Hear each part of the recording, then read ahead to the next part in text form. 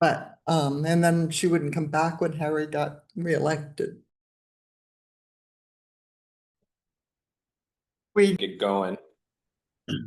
All right, well, aloha wakea kako. I'm going to call this meeting to order. The Kona Community Development Plan Action Committee will now come to order. It is Tuesday, December 9th, 2025, and the time is 12:04 p.m. This meeting is being held in person and by interactive conference technology. The meeting will also be recorded and uploaded to the Planning Department's YouTube channel. As a reminder, per sunshine law, AC members appearing remotely must keep their cameras on and announce anyone who is with them except for minors and their location. So we'll do a roll call now. We'll start with the committee members. Start with the vice chair. Nancy Pasicchio, I live in Keaho and I'm vice chair. RJ Kirschner, I live in Kailua Kona. I'm Charlotte Thompson, I live in Kailua Kona. Sue Aronson, Makale Estates. Charlie, you want to introduce yourself? Yeah, Charles Young from Kealia, and there's no one else in the room but me. Thanks. David Huerta from Kailua Kona, and I have a cat in the room who may jump on the computer anytime. And I'm John Pelletier. I live in O'oma. I will be chairing this meeting. Planning staff, if you all want to introduce yourself. Aloha, Janet Tata with the Planning Department. Ready for Palma, who's planning? And Kabalo Kalidi, who's planning. Awesome. And just noting the absences on the committee of Rosalind and Heather's listed on here, but Heather has resigned from the committees. So just some housekeeping. Please make sure your cell phones are turned off on silence. If there's anyone here who would like to testify, please fill out the sign-up form and give it to our staff. Zoom testifiers can raise their hand or send a message in the chat to the Zoom host, indicating which item they wish to testify on. We ask that everyone please state your name before speaking. To all you attending in person, please remember to speak towards the owl camera and microphone so everyone in Zoom can hear. So first we'll move to approval of the minutes of the last meeting, the November 12th, 2025 meeting. I'll make a motion to approve the minutes from the 25? What was the date? November 12th, 2025. November 12th, 2025 meeting.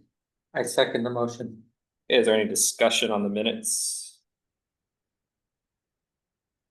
Okay, hearing none. All in favor of approving the minutes of November 12th, 2025 meeting, please indicate by saying aye. Aye. Any opposed? Okay, the minutes are approved. So the time is 12:06 p.m. and the committee will call for statements from the public.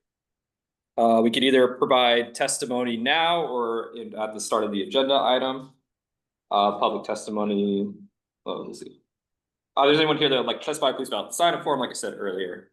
Are there anyone in person that would like to testify on anything on the agenda item or on the agendas for today? Okay, and I will call for it again when we come to the items. Okay, so the time is 12:07, and I guess we'll move on to the business. Our first business item of the day is an overview of the special management area permit process from the planning department. Planning department staff will give a general overview of the SMA permit process, followed by committee discussion. Is there any testimony on this item from the public? I just wanted to make a comment. The reason this came about, to remind everybody, is people were talking about the proposal that Kamehameha Schools has to reclassify land for a resort in Tahoe Bay, but both for resort accommodations and for new residential, retail construction along the shoreline. And the county has approved the EIS. So the next thing will happen is that it requires 2 SMA permits that will go before the planning commission. And a lot of people don't have any understanding of SMAs, and so this is going to require 2 approvals from the SMA permits. And so people say, well, what does that mean and how can I respond to it? And so this gentleman has been kind enough to educate us, so we really appreciate it. Yeah, thank you, Alex, for being here today. Okay. I'll go ahead and get started. I'm going to share my screen.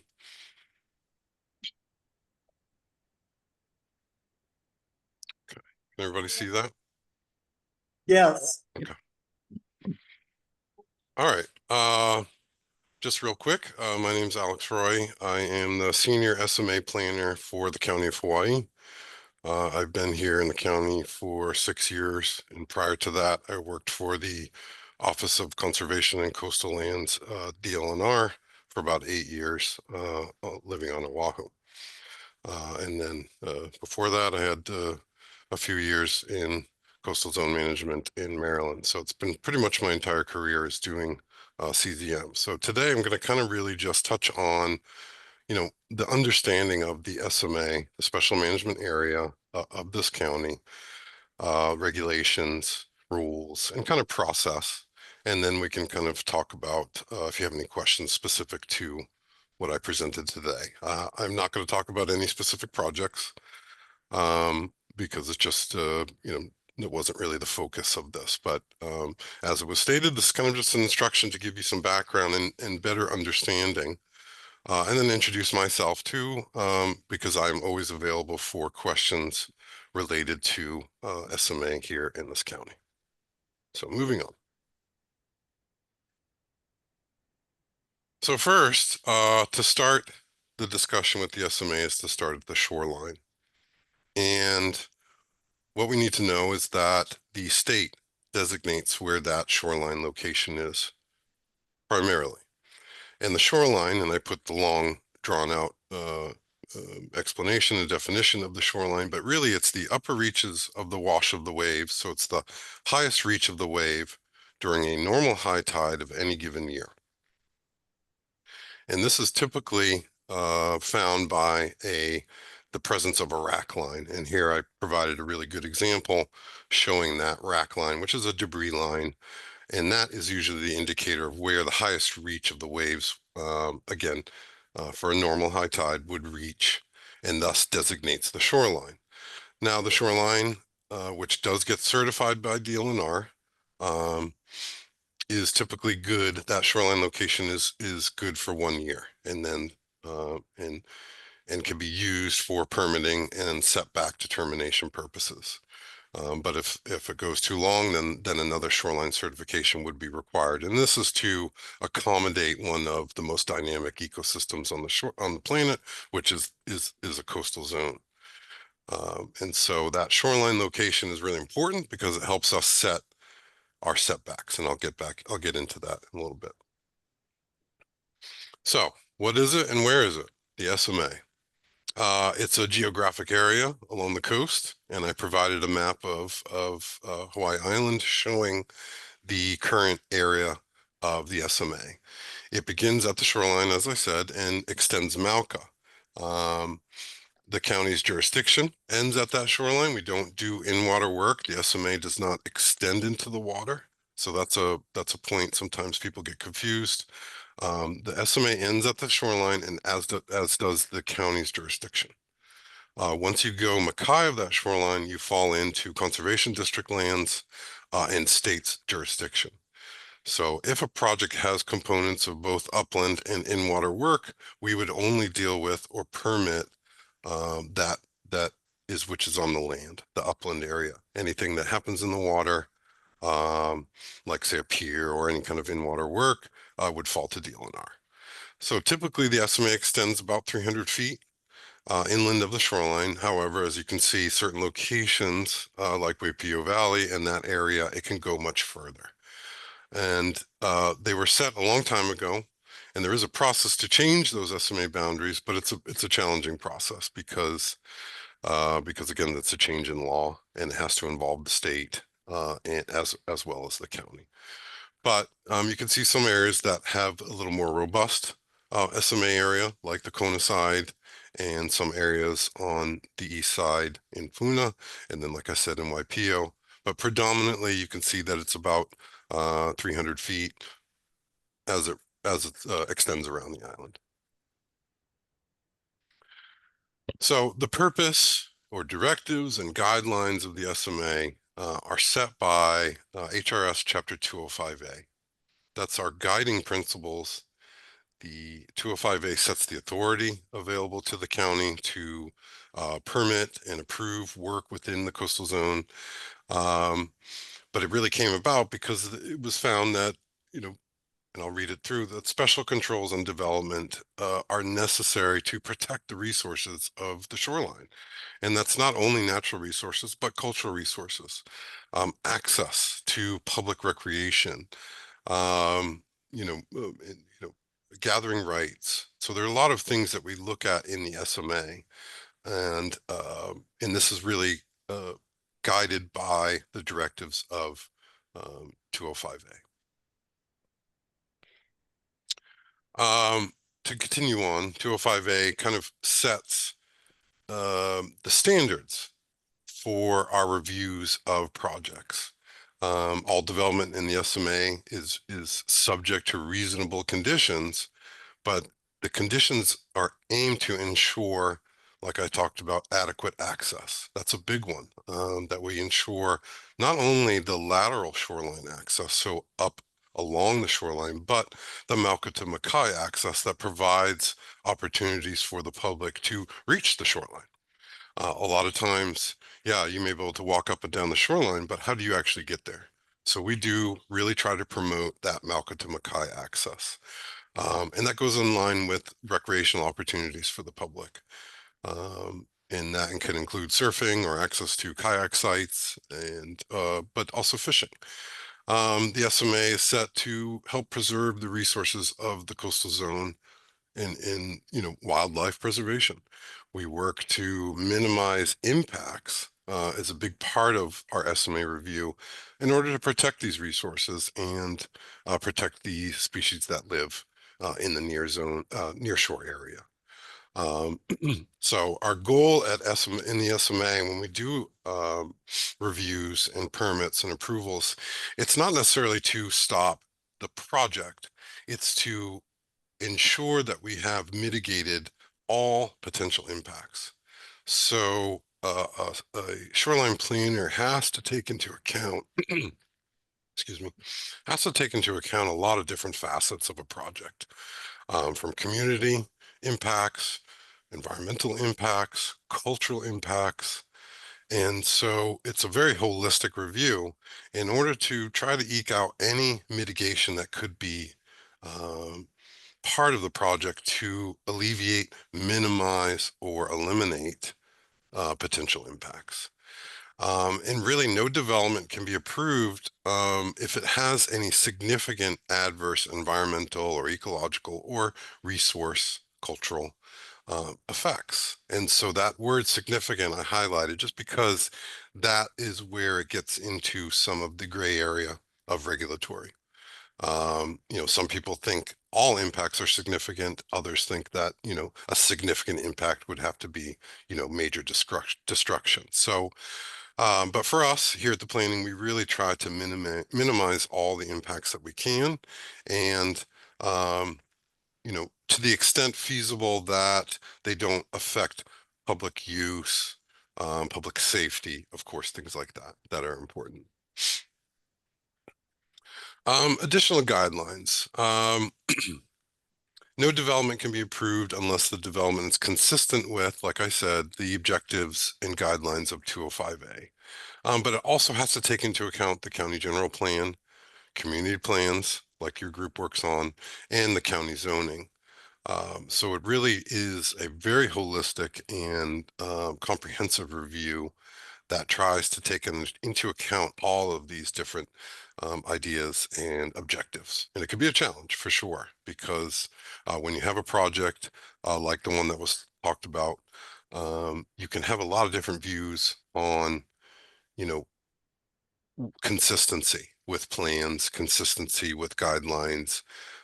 And so that's where it can get a little bit interesting. You get a lot of community input, a lot of big feelings when it's dealing with the shoreline. And so this is that opportunity. But again, like I said, the objective for us is to really try to take a very holistic look at all potential influences on a project in the SMA. So the authority, which I may say is the county planning department, we try to minimize where reasonable the impacts of dredging or filling. That's a big one, but we don't get involved with a lot of that because again, in-water work falls to DLNR. The loss of beaches or recreation areas. We work with a lot of the hotels and resorts to minimize their encroachments or minimize their impacts or effects on beaches.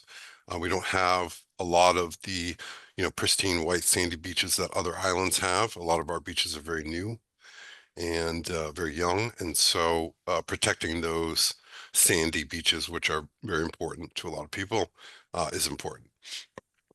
Restrictions on public access. Again, back to the public access, we deal heavily in that, and we are very adamant about providing access, even if it doesn't exist, because we take a look at the region and try to tell how easy is it to get to the shoreline.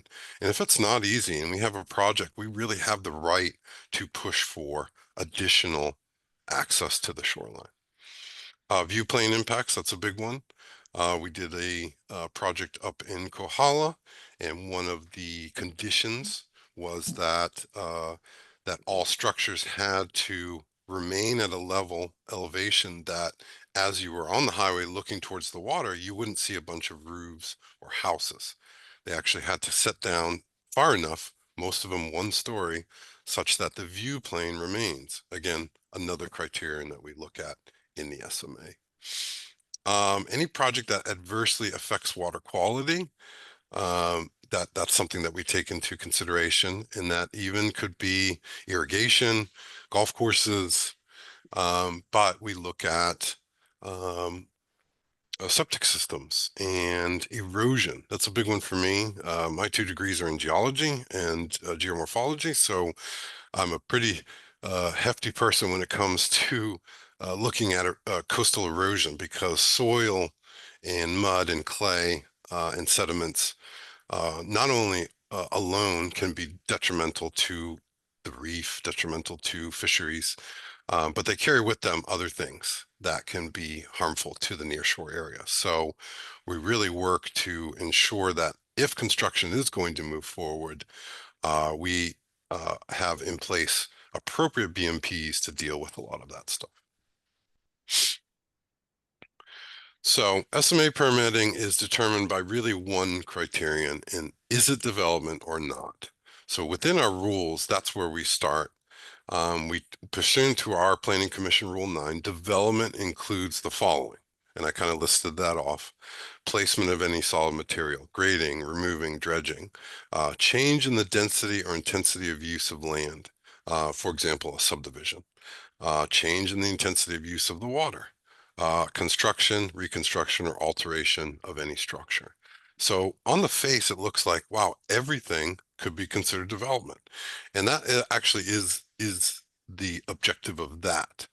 But there are several exemptions for certain uses or activities that say, okay, everything's development, but these certain activities are not considered development. And it's that development versus non-development that sets the permitting level. So here's some examples of some more common exempt actions. And this is important because we get a lot of these questions. Why don't they have to get a permit? This one's a big one. The construction of a single family residence that is not on a shoreline parcel. That's key.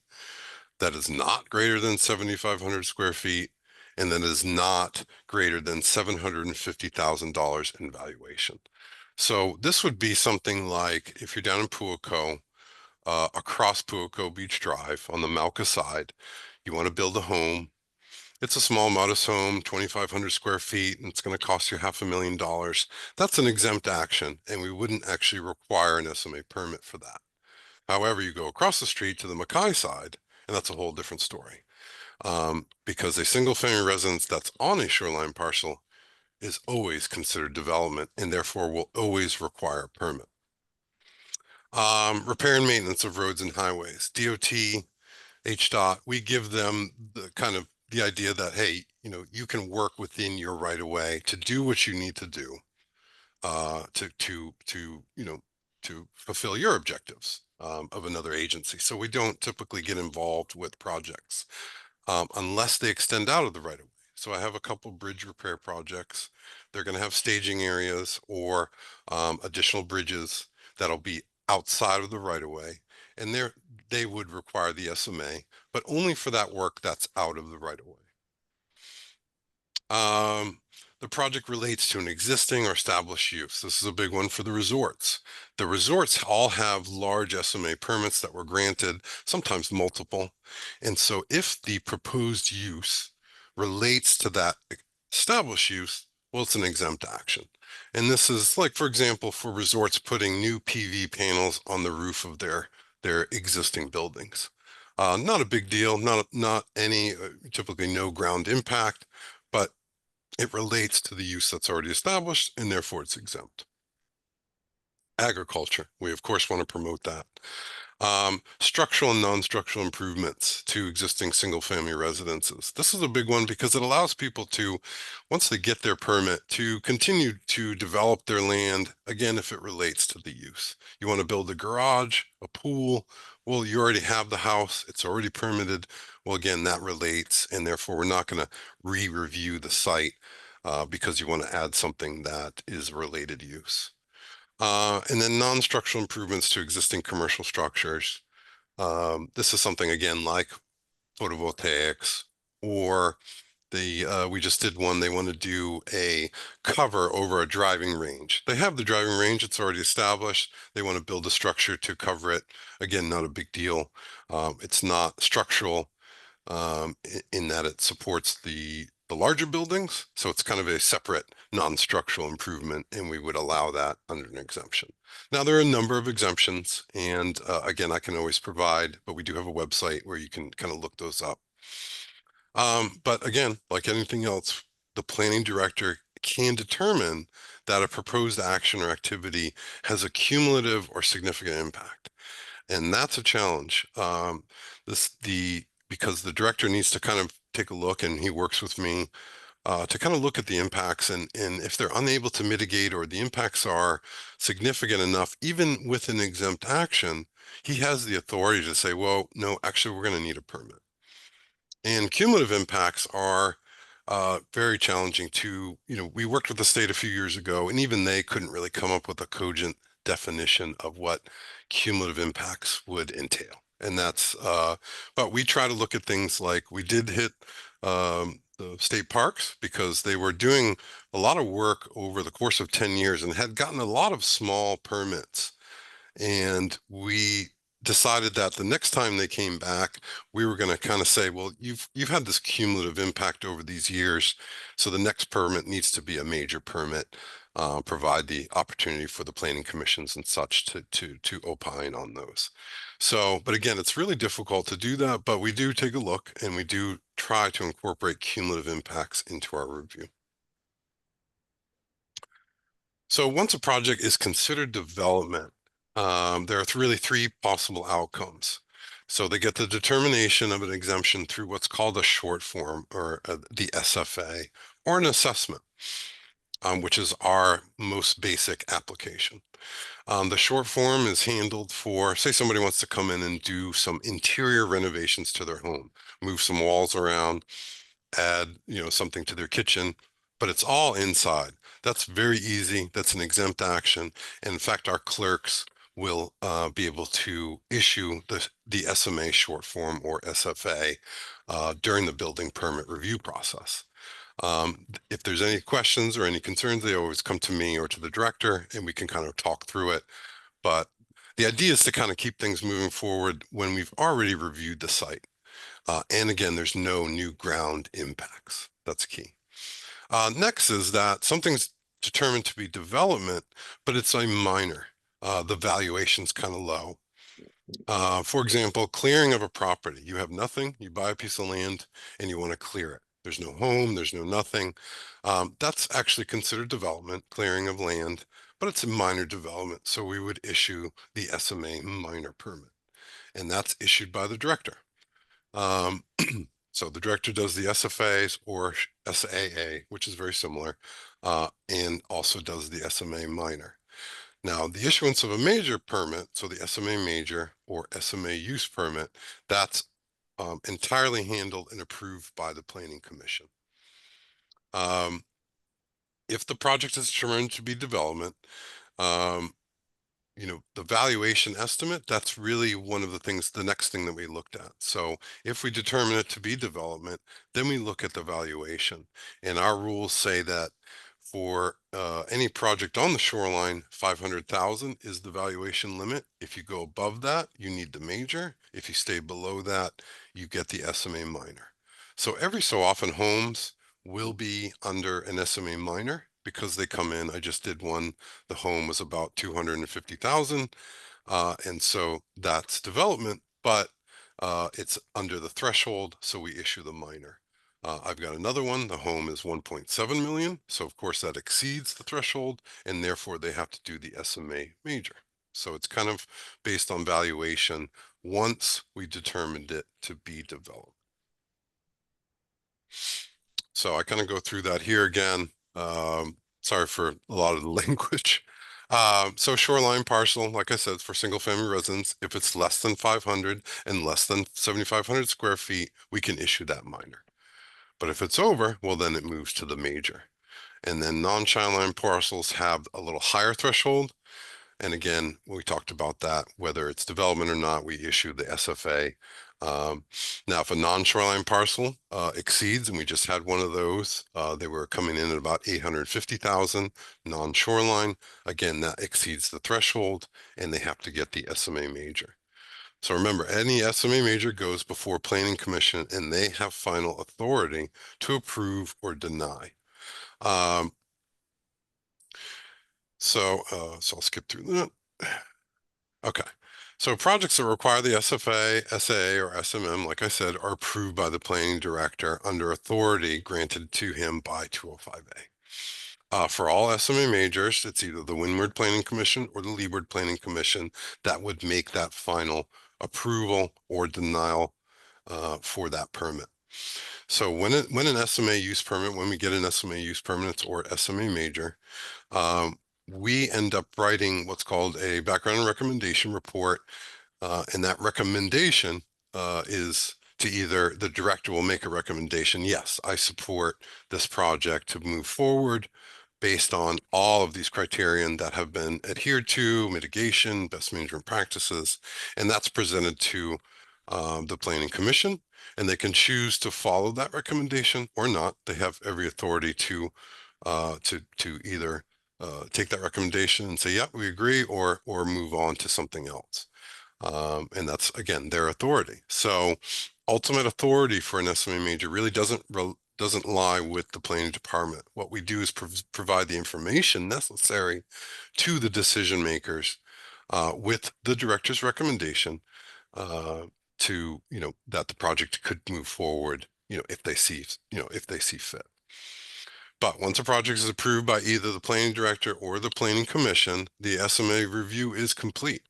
So once that permit is issued, really, there's no more SMA review or approval that's needed. However, there are conditions, and we always add conditions to a permit. I'll talk real quick about conditions just because that is something that also comes up. Now, conditions, a lot of them are very standard. Applicant must adhere to Chapter 10 and grading and grubbing, building laws, Department of Health laws related to septic or sewer issues. So a lot of those are very standard. But then we will add in what I consider to be special conditions. The applicant must establish a public right-of-way and deed record it. Or the applicant will work with the State Historic Preservation Division to come up with a archaeological monitoring plan. So things like that have either come out during the Planning Commission meeting or even during our review. We apply those special conditions when there's something that we want to make sure that's very clear as the project moves forward into the future. In the past, conditions for SMAs were very poor, or there were very few. And so we've learned over the years that it almost backs us into a corner when we can't say, well, you were required to do this. versus, well, we just talked about doing that, but there was no requirement to do that. And so we've gotten a little stronger as we write conditions to ensure things get done that the community wanted, that the planning commission wanted, or the planning department wanted. And so we write the conditions to kind of cover that. So after all that's done, the SMA has been issued. What are the options? A contested case is really the big one. And so if someone wants to contest the SMA use permit at Planning Commission, they would come to do that at the Planning Commission meeting. And in fact, that would be done prior to an approval or denial being created by the Planning Commission. So if a contested case, it comes up, a request comes up, a petition comes up, it kind of stops the process.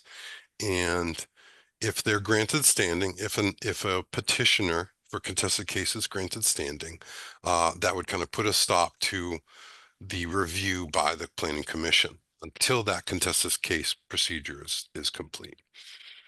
So a couple big things. First, in a contested case process, we try to move everybody to mediation, which is a very kind of straightforward, all the petitioner, the applicant get together and try to hash out any issues. If that doesn't work, then we move to the full contested case process, hiring a hearings officer, and then it goes through that. And then the hearings officer decision is then returned to the Planning Commission, and the whole project comes back to the Planning Commission for review and goes through that process again. Public testimony, the Planning Commission gets to ask questions, I do a presentation, and then the hearings officer's findings are presented as part of the overall review packet. And they can, again, it falls to the Planning Commission to decide whether to follow that, to incorporate maybe conditions that came out of the hearings officer's report, and then the project gets approved or denied based on that. Now, a contested case process can take a while. Mediation is usually quicker, a few months, but I had one finish up not too long ago, and it was about 2.5 years to go through. So it could be a challenge, especially if the parties are not able to kind of come up with a solution. After the contested case, the Planning Commission will issue that final decision, and then say they approve the project and people are still upset, there is still another option, and that's for the parties to appeal to Third Circuit, and that's under HRS Chapter 91, and that's a more judicial review where somebody has to hire a lawyer, and that's a more involved petition, but it's an appeal to the circuit court. So there's still an option, even if it goes through Planning Commission, hearings, contested case, and then back to Planning Commission, there's still opportunity for the public to say, well, this really just doesn't fly. And so they have to then petition the Third Circuit. So yeah, so my key takeaway on this and kind of what I talked about, the SMA approval does not end the public involvement. There's always remains a kind of a structured path to challenge or to seek further review. A lot of times that's it. And we do resolve a lot of these issues in mediation because it's just the community member or community members really just have a certain concern that just didn't get resolved, or they didn't feel got resolved during the review process. And that's why we rely heavily on the community to help us, because we don't live there typically. And so it's important for the community to come out and to inform the Planning Commission and the Planning Department about certain aspects of their community that may not end up on paper or in the application.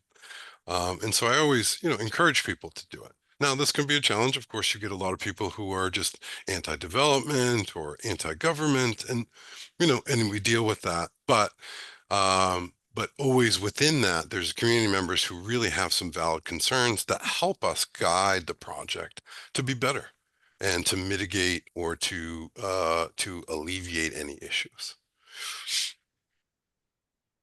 So I'll kind of end with, this is my last trip to YPO. If anybody has any questions, I'll, gladly answer that. And I'm going to go ahead and stop sharing. Thank you so much, Alex. That was a really great presentation. Sorry, I know it's a lot. Anyone have any questions for Alex? I have one. Who sets the valuation thresholds? Is that part of the ordinance or is that changeable? Yeah, in fact, it was just changed, and that's done by the state under the 205. So that would be the Office of Planning and Sustainable Development. They kind of oversee Chapter 205A, and so they set that valuation threshold. We provide comments, but typically the state, kind of sets that on their own. And they did just increase the non-shoreline valuation. There was a proposal to increase all of the valuation at once, which we kind of supported because we were finding that we were doing a lot of homes that were in like the 510 or $515,000 range. And so a lot of homes were coming in as these SMA majors, not necessary when they do all of the setbacks, when they do all of the appropriate development requirements. So we had kind of supported maybe increasing that valuation, but the state went ahead and increased it for only non-shoreline parcels. So yeah, that's fully with the state. We have no authority to change or modify that valuation estimate. I have a question, just having to do with the judicial review if it goes that far. So does that judge actually make a determination then on the outcome? Or does something go back to the planning commission? How does that work? I think at that point, to be honest, I've never had one go that far. I've done a number of, hearing officer-led contested cases. But it never has gone that far. But I believe at Third Circuit, they make that determination. The determination is made whether or not the planning commission was correct or not. And I think that is where it kind of ends. And at that point, there's no more further. The public can't go any further. I mean, I guess they could take it to the Supreme Court possibly, but like I said, I've never had one go that far.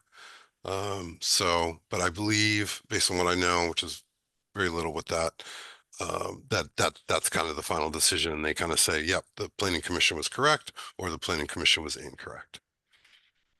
Thank you. We have a question? I do. Excuse me. Aloha, Alex, and thanks for being here. Yeah. I know you're busy.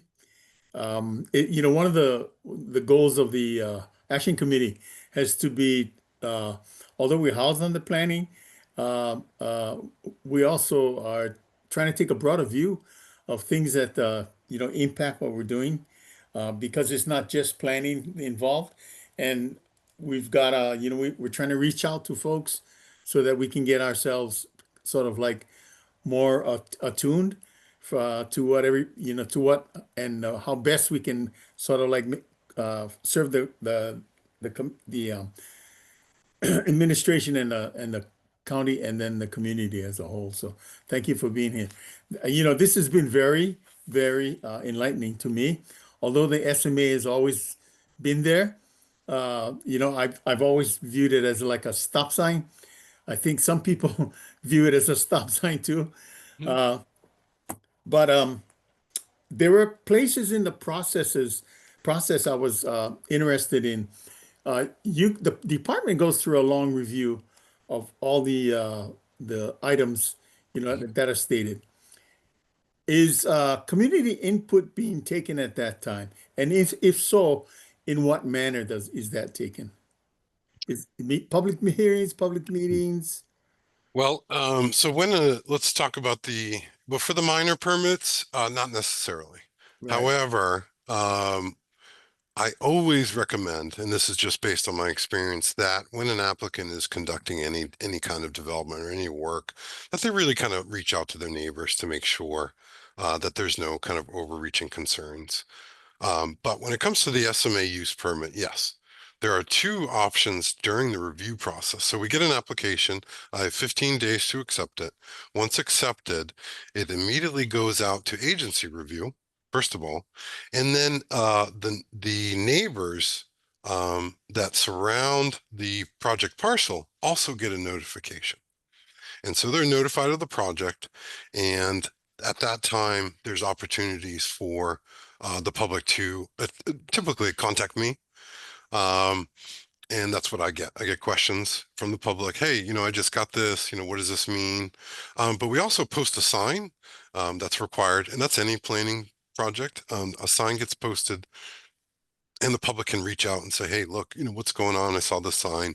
And so typically I end up fielding a lot of calls, phone calls and emails from people looking for more information. And once it gets close, once it gets scheduled for a planning commission meeting, another notice goes out to inform the neighbors, hey, look, this kind of went through its review. The review is pretty much complete and is going to go to a meeting. So if you'd like to attend or submit testimony, so we give people kind of really ample opportunity to really get involved through that process. And while I don't get a lot of written, I do get a lot of phone calls. And so I kind of spend my time kind of going through the project during that review process to inform the community of, just any questions that they have. And a lot of times it's a process, people just want to know the process. But like I said, that second notice goes out. Hey, it's going to be up on the meeting at this date and time at this location.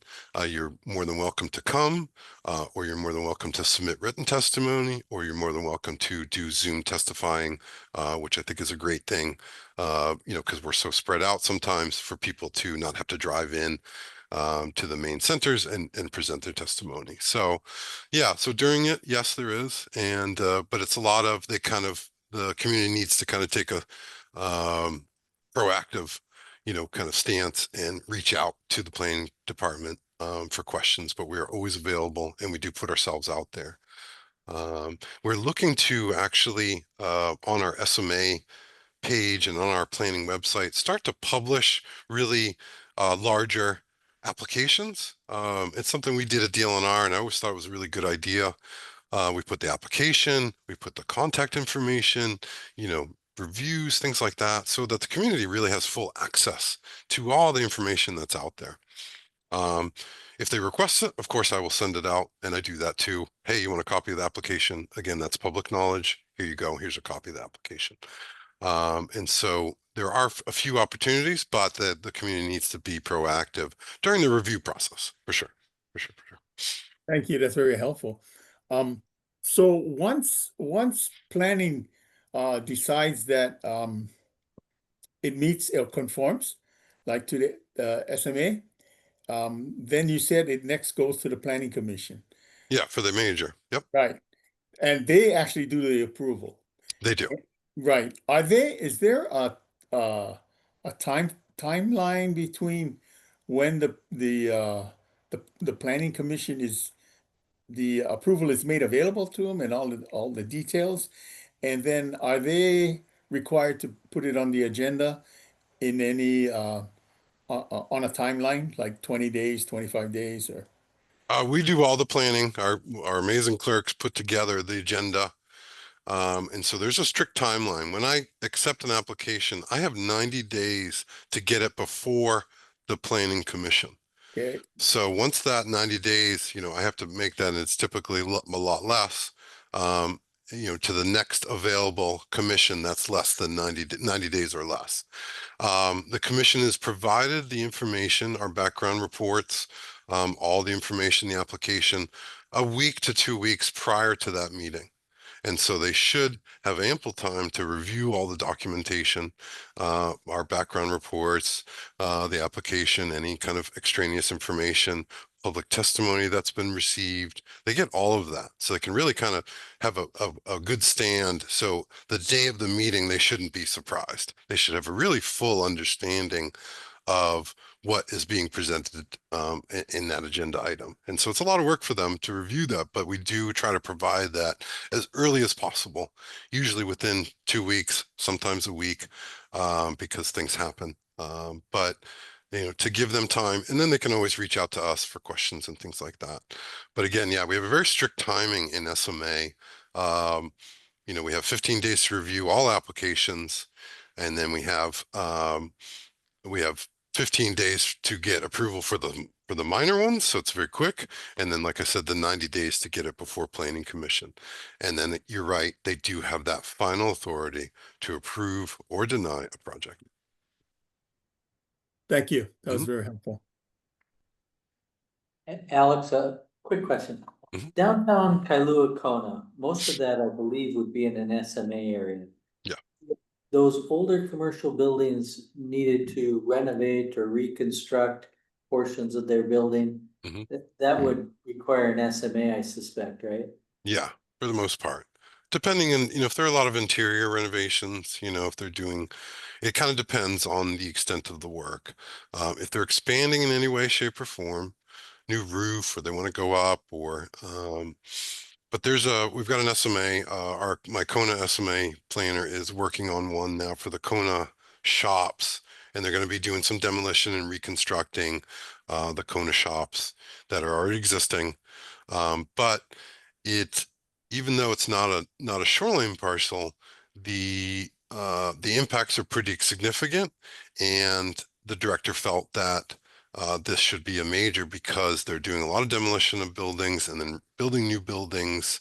There's parking issues and things like that. So a lot of times the director may feel that it's elevated to a level of the SMA major, not only because of its significant impact or it's a little more than a minor impact, but there should be an opportunity for the public to really testify and get involved. And then the Planning Commission should make that final determination. And so it's a way for us to really kind of ensure that um, you know, that a larger audience gets to review, and then the Planning Commission really they're the ones the mayor has picked, or previous mayors have picked to make these decisions, and so we sometimes like to put it to them. But to any commercial buildings that want to do renovation, there are a number of things that have to happen. SMA is definitely one of them, and it all depends on the extent of the work. You could get into DPW where if they're removing more than 50%, they now have to follow all today's codes. But here's a good one. This one often comes up. I hear this a lot, like, oh, my property is grandfathered. So in 2020, the rules regarding the shoreline setback changed. Up until 2020, the shoreline setback was 20 feet. So we allowed people to develop 20 feet from the largest ocean on the planet. In 2020, they changed that and extended it to 40 feet. That's the minimum.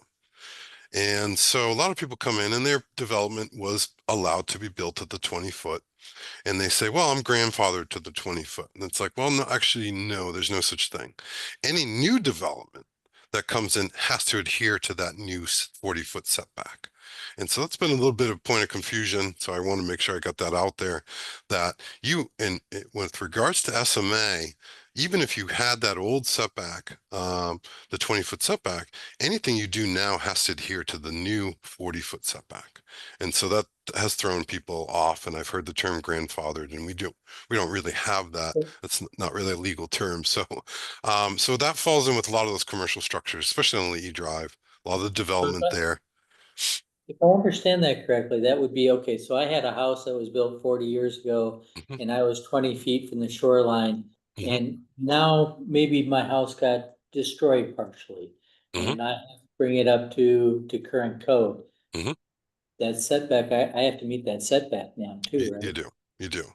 Now, reconstruction could be considered an exempt action. So if you're reconstructing in a like-to-like situation, the director may feel that it's not rising to the level. But a lot of what we're seeing in Puuko is another perfect example. Those older homes are being demolished.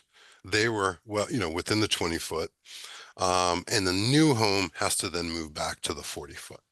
But you kind of hit on, there's a lot of gray areas, and that's the interpretation the director tries to take on what is significant. And if someone comes in and say their deck or their lanai was destroyed, some planters or their pool or something like that, and they just want to rebuild it in the like-to-like situation, the director could potentially issue that. But there is an option to build in the shoreline setback area, and that's the shoreline setback variance. And someone had brought up that Keoho Bay is going to be getting 2 SMA permits, but it's actually 1 SMA permit and then the shoreline setback variance permit. And that allows someone to do work in the shoreline setback area. But those are very difficult to get because you have to prove a hardship. Like, I have no other choice. A good example is parks down in Miloli'i. That park all the way at the end of the road there, excuse me, the pavilion. There was really no other place to put that pavilion, to reconstruct that pavilion, other than within the shoreline setback area. So they had to get that variance in order to build in the shoreline setback. Their hardship was that we don't want to lose our parking. We have really limited space. And so the Planning Commission decided, yeah, that's an acceptable hardship. I had a gentleman from Texas or Oklahoma.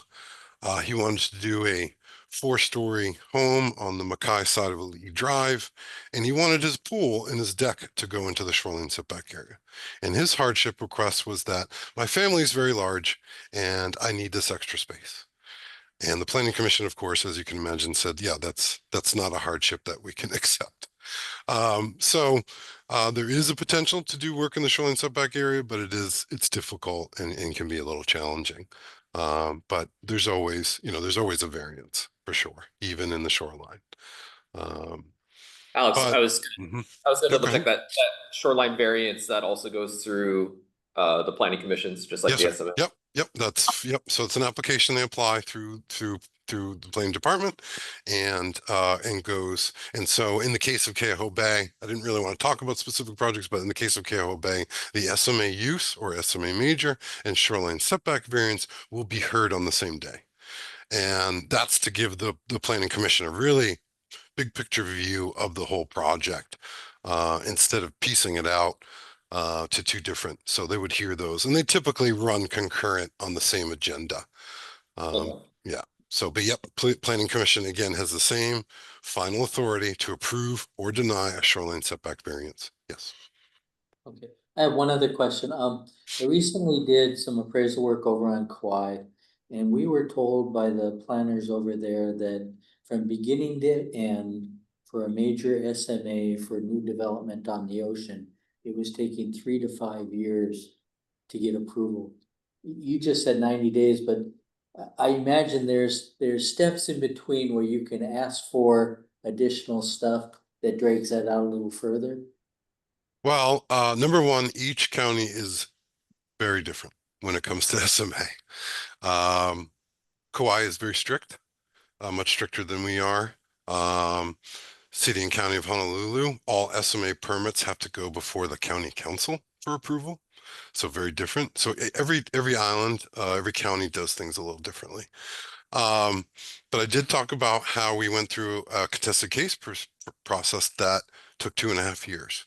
So that project essentially from the time the application was accepted to the time it was approved and development started, that was over 3 years. Now for the SMA, the SMA approval is really step 1 a lot of times, or step 2 of a development project. Then you get into all the other agencies that get involved. Like I said, DOH, Department of Public Works, who does all the building, the electrical, the plumbing, all of that, which can be extensive. But we'd like to think that our SMA process is pretty quick because, again, we have a very strict timeline that we adhere to, and that we have to get the applicant some kind of determination within those timeframes that I stated before. So while things can drag out like anything, a lot of times it's the other agencies that are getting involved and that can kind of push the development. So it can look like, yeah, they were approved by their SMA, a year ago, and they're still working through other things. Well, those are typically probably other agencies' permits or requirements that need to be adhered to. So. Yes, you have a question. So a major SMA and a shoreline variance setback goes before the planning commission. They only require 1 reading, right? like council ordinances, they have to go to committee and then they have 2 full readings on 2 council agendas. Yeah, But no, yeah, there has to be, because of that 90-day time frame, they have to make a determination. Now they can choose to defer, ask for more information. I've had projects like that. The commission just feels like something came up, a topic came up, and they want more information, so they can defer to a later date, a month later, 3 months later, until the applicant can get that information or work with that specific agency. And so they do have that authority to kind of postpone their decision until they get more information.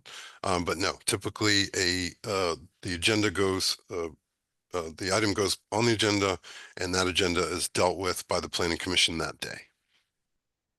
thank you. Mhm. This is subjective, asking you for a subjective opinion on your part. You mentioned that City and County of Honolulu requires SMAs to be approved by the Honolulu County Council. Yeah. Do you favor that, or do you think the briefer method of just limiting it to the planning commission on one vote is enough oversight? Well, we had talked about it actually this past legislative session, and there was kind of a split in the county council currently that they, yes, would like to see that, or no, they felt the planning commission, because we have 2 planning commissions, and, you know, they hear all kinds of cases, and, you know, some had thought that maybe the knowledge base of the county council was stronger to deal with SMA and others. You know, as far as I'm concerned, my job is to provide all the information to the decision makers. So at the end of the day, I don't really care who that is. It's, you know, I provide it, I would provide the same information to the county councils as I would as the planning commission, so it would be no less or no more work for me.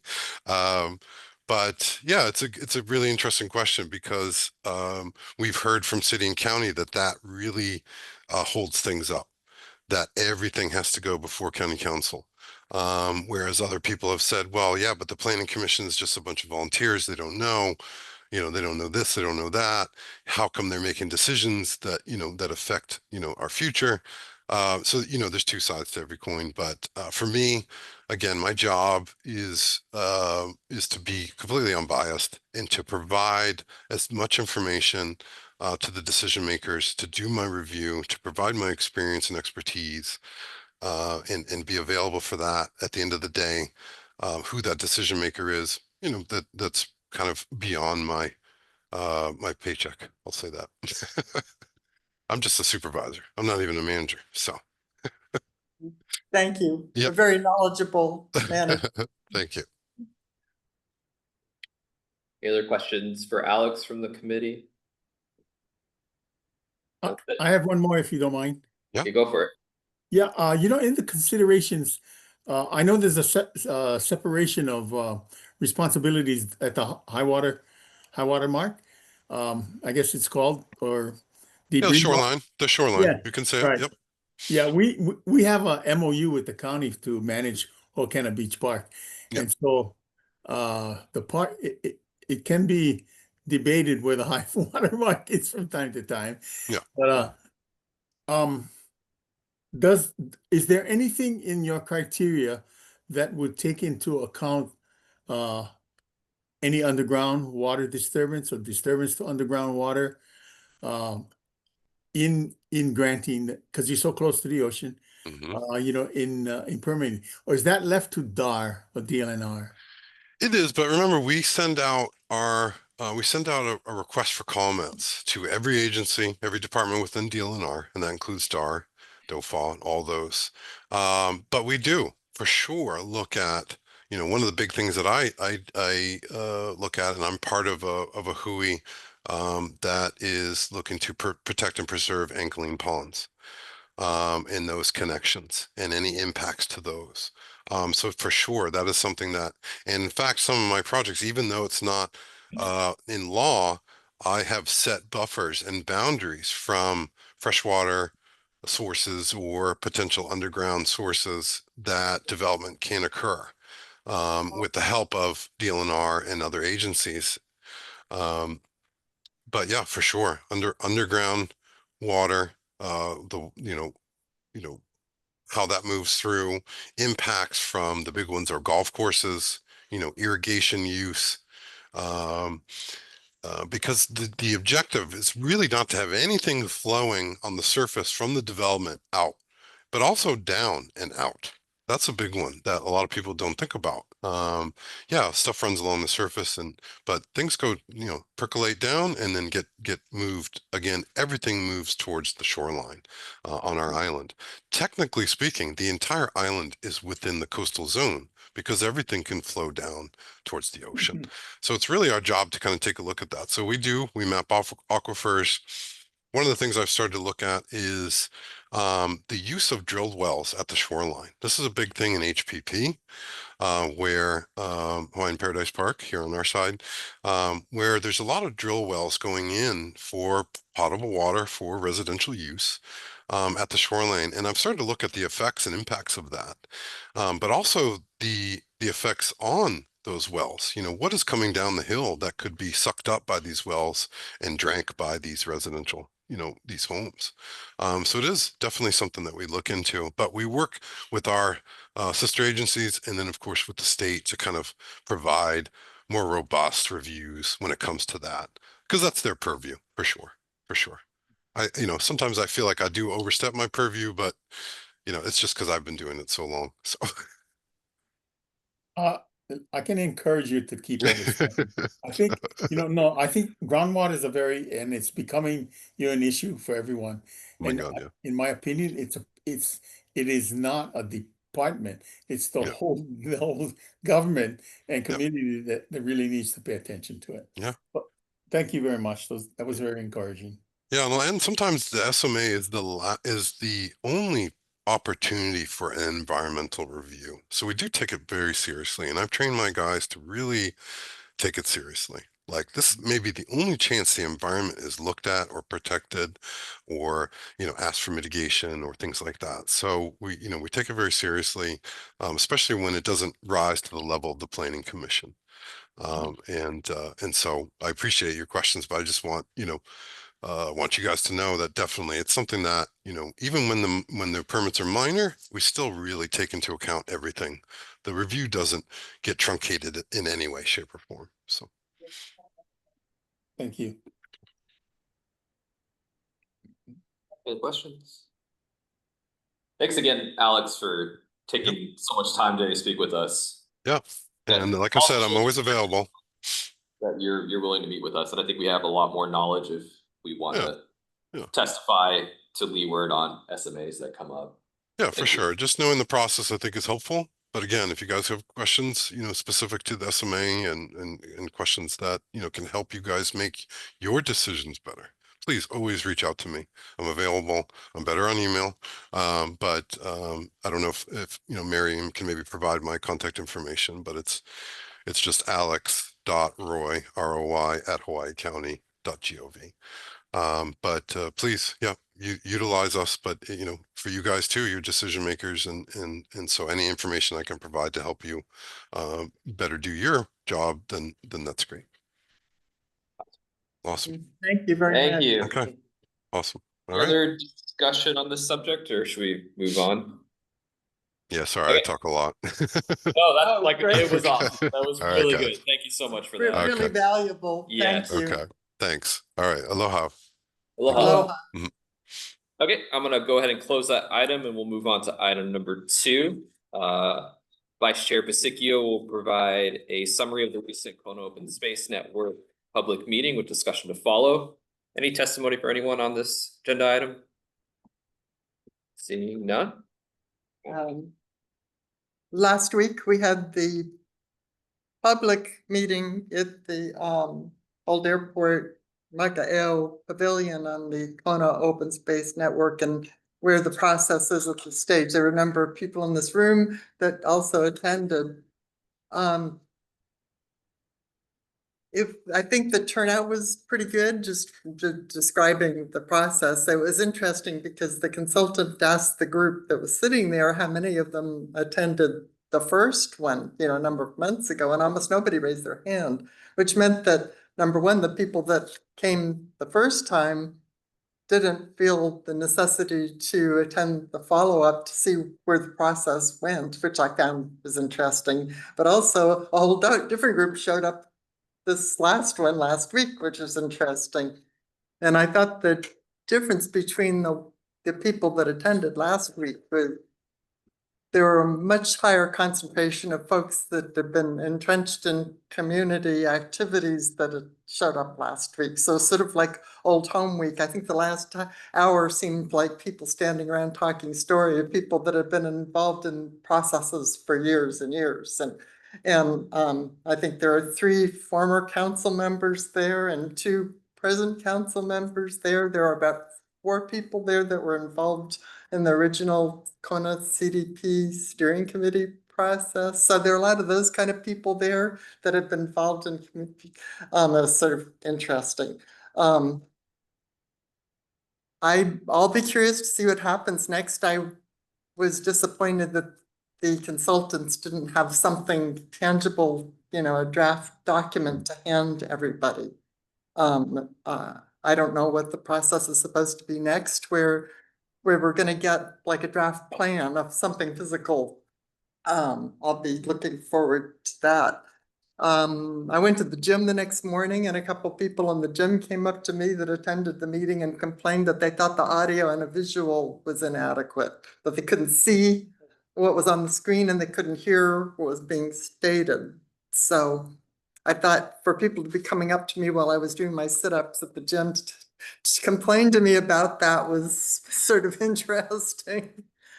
Something that we need to take into consideration when we, are involved in hosting these kinds of events, because if people feel that they weren't able to take advantage of the information being present because they couldn't hear and couldn't see the display, there's a problem. So,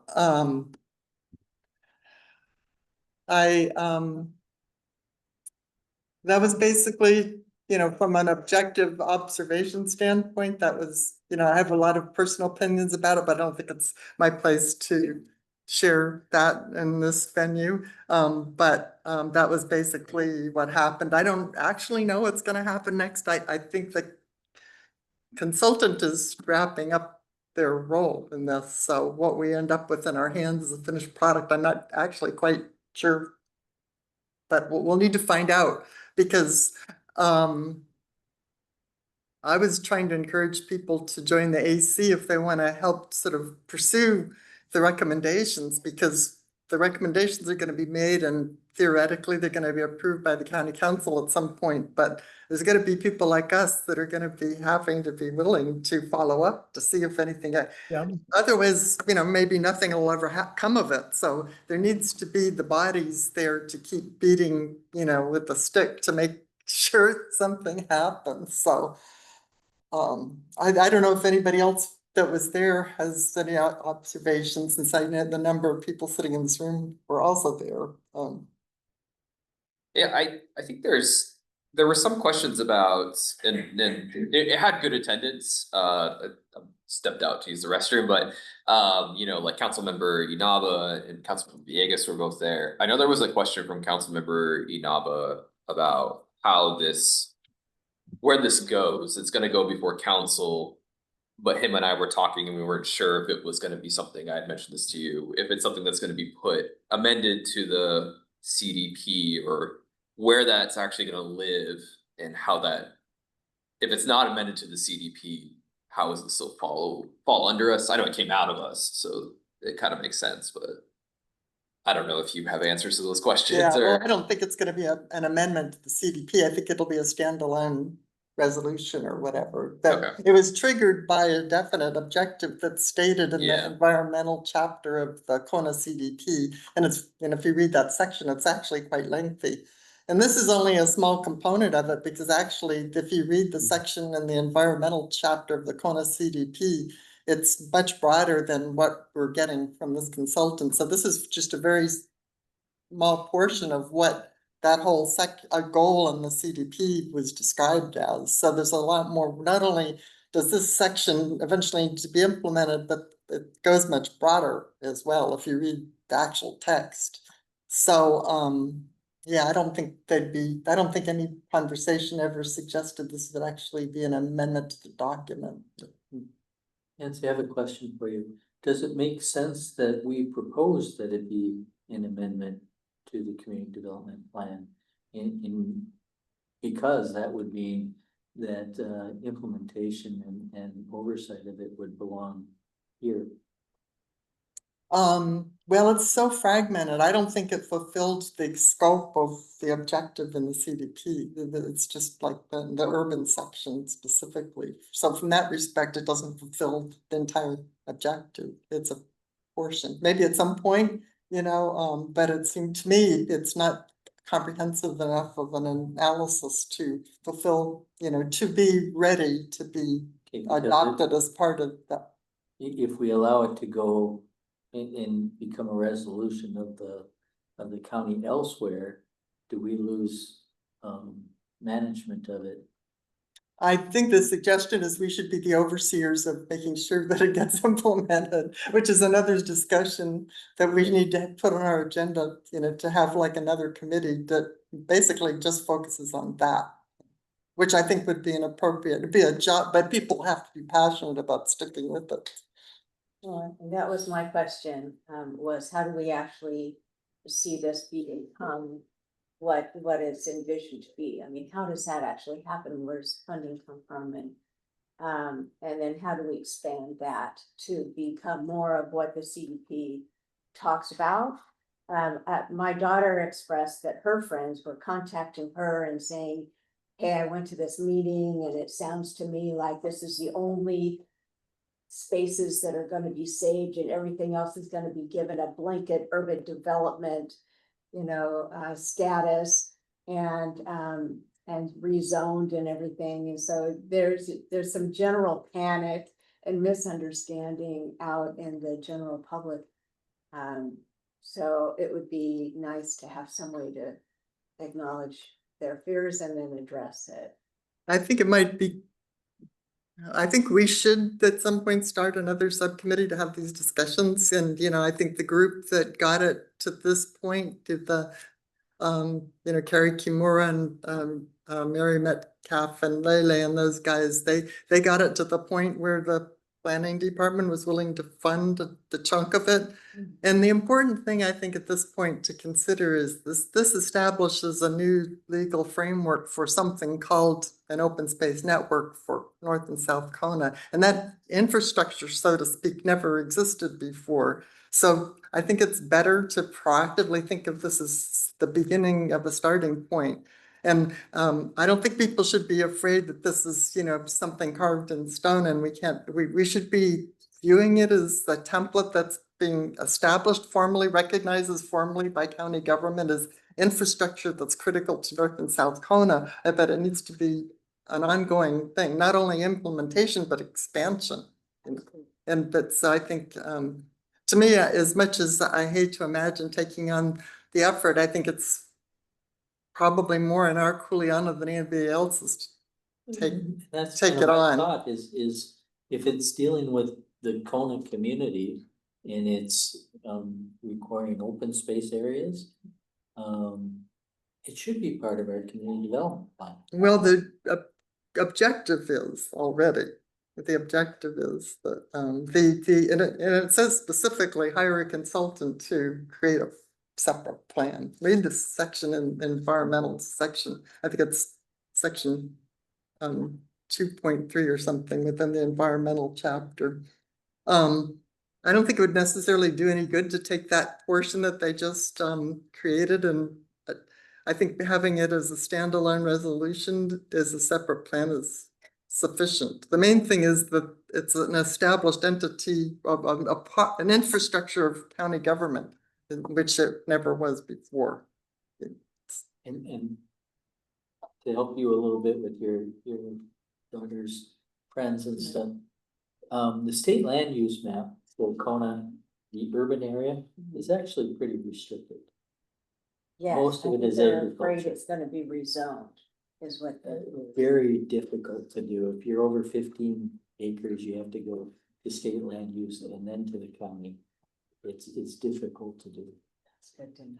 I think the reason why they selected the urban corridor specifically is they felt that that was the part that was most populated, obviously, and also that was the part that's most under threat for. So I think they thought that it would be good to grab that section and start working on it. And outside of the urban corridor, it's much more difficult to do anything with it anyway. If we get into rezonings or property combinations and things, so it's more protected just by the nature of land use law. The other thing that came up both at the meeting and at the gym is the Lee Parkway corridor. Several people brought that up, and I said that this committee was already starting to move toward wanting to reinitiate that discussion, but it was definitely something that there were people in that room that was their priority, and I was interesting that people came over to me, talked to me specifically about that, including Curtis Tyler. And he agreed in the future, to maybe be part of a smaller group discussion on how to begin moving forward with that. Because it's definitely has a potential. Who's Curtis? Wasn't he opposed to it at one point? Oh, he's mellowing on, that's why he wants to be involved in having a discussion. And I was grateful, actually. So that's something to put on the agenda in the future, but that's potentially a very significant part of the urban open space linear, corridor so anyway. I put in an application to be on the action committee last week, Friday, but I haven't had any responses. It's supposed to come from Mayor Almeida. I also texted it to him too, but so I'm not officially on here. I have a lot of input, but I'd like to hear the Kona Aquifer system and the Tree City and these other things, and then make some comments after that. Address the chair. Yeah, so we have a section, maybe the section at the end. There's a section where people testify on things that aren't on the agenda. You're, I guess, testifying on the agenda, but if you want comments at the end of it, yeah. I wanted to talk about the meeting last week, Mhm. but also the Kona Aquifer, but not until after I hear Charlie's presentation. Yeah. He'll when the agenda item comes up, he'll ask if anybody from the public wants to testify. I don't have anything more to add on the open space. Okay, yeah, does anybody else have any questions for Nancy or discussion about the Kona Open Space Network? Thanks for your continued work on that. I know it's a long project. Okay, so I guess we'll move on to the Keaho Aquifer System Area Groundwater Adaptive Management Plan. Chair Young will provide an update on recent efforts related to the AMP, followed by discussion of potential action. Is there any testimony on this agenda item before we get started from the public? Seeing none, Charlie, if you want to go for it. Sure. Yeah, when the Kona Aquifer system, the groundwater adaptive management plan was in its early stages, it was to engage with some expert groups, and so that was done. They came out with summaries, and so the summaries, I think, have been made public. I think I sent them to all of you. And now that the summaries have been finished, the next step is to bring all of the expert groups together, including Native Hawaiian cultural interests together. So there'd be like sort of 4 components on it. What we now have is a definite date. It's going to happen on January 12th. It's they totally underestimated the time that it was going to take to get the information and get people to participate. So that's pretty much the update. There's no update to the plan itself or the details of it, other than the summaries that have been sent out. If anybody needs a summary, leave an email or something that I can attach, that I can send it out to. But we're going to be discussing that And at the 10th meeting, what we hope we come out with is a recommendation that then can go to CWRM. And that's going to be the sort of like for the adaptive management plan, whether CWRM will be, can vote to accept it. I think that's where they all approve it. And that's where we are in the process. So it's taken a long time. But I think it's important that the groups meet together, make their recommendations, and sit in one room. So that's pretty much it. So January 10th, there'll be more coming out after that. But that was the first available date when it's possible to get everybody together. So any questions? Oh, thanks, Charlie. So that meeting's not public then, the January 10th? No, no, that's gonna be by invite, because there's a limited amount of time and space. But basically it's so that, the folks can concentrate on it. Mhm. And each of the panels have taken public input as well. So I don't know how limited that is or not, but that's the way the state's going to conduct this meeting. I can go back and see if, excuse me, I know invitations are being sent out to certain people, and I can always ask if we can extend that. But you said the results will be given to CWRM, and that will be a public meeting. Oh yeah, well, what I'm hoping is whatever comes out of it as a recommendation can be made public as well before you Okay. get to CWRM. Yeah.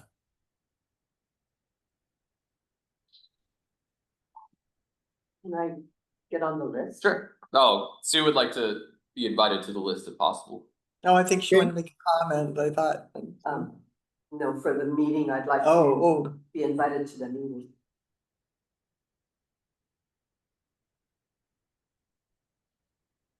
Any other questions? Well, thanks, Charlie. Good luck with all that. Yep. Thank you. Okay, we will move on to the next item, Tree City USA program update. Committee member Thompson will provide an update on the county's Tree City USA designation and related efforts with discussion of potential action to follow. Any testimony from the public on this item? Seeing none? Barb? So we're making great progress. We're almost there. Just a couple of technicalities. I have the proclamation, yay, from the mayor. Ooh, congrats. For Arbor Day, we got that, and I do have the main members for the AAC. Just waiting to find out at Thursday's meeting, who's gonna chair that committee and. describe what committee you're talking about. Okay, so it's the Arborist Advisory Committee. And so one of the standards of Tree City is to have a tree board. And then they have certain duties and obligations that they need to fulfill. And so the tree board was just non-existent, so we needed to actually pull that together before deadline, which was, it was supposed to have been on the agenda, it just was overlooked and not done. So they had to have at least one meeting, and they're having it on Thursday. So we're getting that far. The other standards, as far as having $2 per capita, that's been met. We got the financing, thanks to Miriam, and to kind of pull that together, over at the urban forest, in the forestry division, she oversees all of the applications. So she's gonna look at it. She's gonna make she says that she knows what to do with the information she's got. We don't need to do anything further. Just need to continue to fill out the application. Thursday night, I should be able to do that. And then a copy goes to the mayor's office. He needs to sign it and then upload it. So Mike Alameda has actually been really, really helpful. He's the executive assistant to the mayor with boards and commissions. And he basically got this done for me and got these names for me. Like I called him on the phone, he called me back. By that afternoon, I had what I needed. And, so I think that I'll probably, send him a copy of what needs to be signed by the mayor as well as Malia Lewis, let them both know that they have the copy. Whoever is closest to the mayor, have them sign it. And then I can submit it. Awesome. So that's it. Yeah. So anyway, Exciting. exciting news. Yeah. Big project. Yeah. Thank you That's for, awesome, I'm yeah. really glad you were willing to Well, take of this course, on. you know, then it's just the beginning. But Jill Wagner, who was on the committee last year, on the advisory committee with the last mayor, the last term, is on it again. And, she's been so helpful. She's been so available and she's such a busy lady. And if I leave her a message, usually around 4:30 when she gets done with all of her obligations with the myriad of things that she's doing, she'll give me a call or send me an email and just catch up. She's been so faithful and so present. So there's a lot of wonderful people that have been working on this. Nancy, one of them, Miriam, Holeka and Rebecca and the county council have been right there in their support. And ready to do something, you know, if I needed a fallback. And then Leah has been just fantastic people to be working with. Everybody seems to be very excited. So now the next thing, of course, is, you know, what's gonna happen next? Yes, we have Tree City. But what I'd love to see happen and what I'm gonna work towards is to get a planting plan in place. And to expand the responsibilities of our advisory committee so that we actually have some concrete things, maybe some legislation coming down the line as far as getting developers to plant in the neighborhoods and that they build and lots of shade trees on our streets. And I don't know, there's a lot to do, but this is the beginning. So, and I'm all in. So thank you, everybody. Yeah, thank you. I was I was at the Kailua, the Kona stroll down in Kailua Village 2 days ago. We were definitely missing that tree that recently fell over. So shade trees. Yeah. Definitely. That's awesome. Thank you for working on this. Yeah. That's one thing that this committee could work on is a public right of way tree ordinance, because I don't think we have anything like that now. And Yeah. I think coming from this committee, especially for the Kona side, where we don't have many urban trees really in public corridors, it'd be something that we could launch it and get it to council ourselves. So I think That's a great idea. a lot of examples of public street corridor tree ordinances out there, then so we wouldn't have to reinvent the wheel. We could look at a few and come up with one that the language seems to suit us and Absolutely. initiate it. Well, and the planting plan, the really good news is that Maui's is just finalizing their plan. And it's actually quite comprehensive, beautifully done. And so there isn't, I mean, it's a really good skeleton for us to work from. And we just need to get our arborists to determine, you know, where our eco zones are and what can be planted in those eco zones. And then how things need to be planted so that they last, they don't fall over. And we just need to do things properly the first time. So that's kind of the direction we should be going in. So I thank you very much for putting that together. I would like to be on your committee. I've been working on reforestation for I think over 35 years. When Mayor Kim was with Civil Defense, they started grading Wyona Meadows, and our subdivision in Honolulu Homesteads was right below. And since then, I've been working on watershed flood mitigation, so that goes in line with reforestation. At the meeting last week, I met Bowers and Kubota, who are consultants for DOFA, the LNR. And so that was my first time to really find somebody who wrote me in with DOFA. Because this year, Governor Green proclaimed 2025 as Year of Community Forests. And I was hoping our community could adopt the Waiaha Forest Reserve and also the one above Kona Uplands, trying to think of the name right now. And DOFA says, oh, we're not ready for it, but we need to identify all the forests that our community could adopt in the different pua'as, in the different watersheds, and get the kids involved. And I love all of that.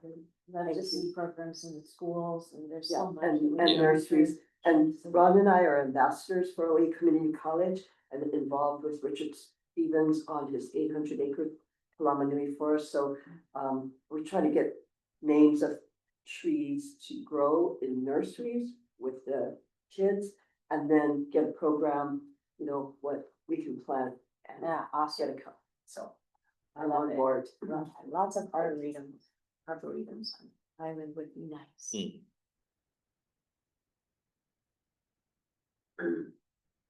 Any other discussion? Awesome. Thank you again, Charlotte. This is awesome.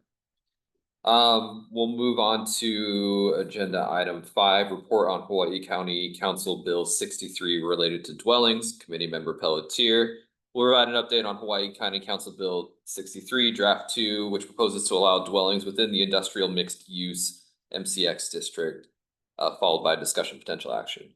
Anyone wish to testify on this bill? Or I'm sorry, on this agenda item on this bill? If not, the update will be really short because Nancy and I attended. So I gave the report after I attended the first meeting where there was a lot of discussion about Bill 63. So just a reminder, this allows, all the bill did was open up MCX zoning to single family, multifamily, double housing. And nothing else. So obviously we talked about a lot of the things we were concerned about. We submitted that. They talked about it at the first council meeting and then deferred the bill. We attended 2 meetings. It looks like this draft 2, all this draft 2 does is add in the setback with MG zoning that was requested by the civil defense, I believe. So that's what the draft 2 part is. There was we went to the first council meeting, no updates. We sat there for 3 hours and they deferred the bill when it came up.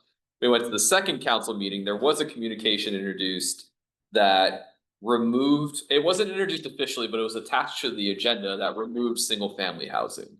But that was the only thing that was in the council documents.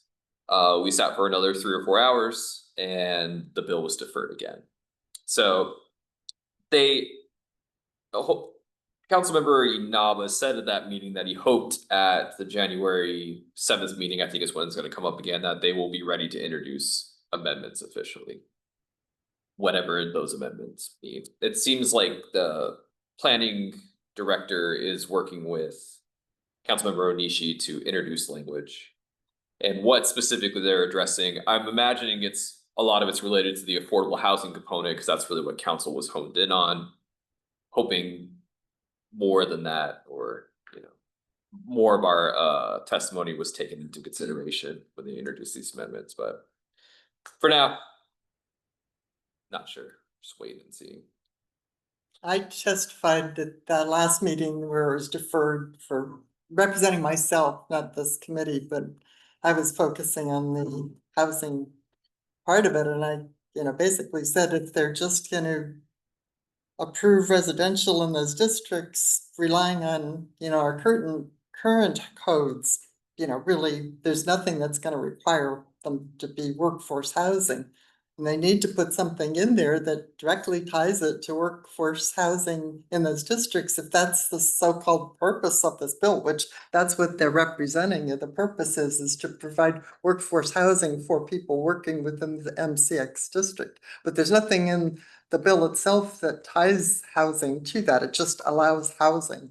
And it's not gonna be affordable, you know.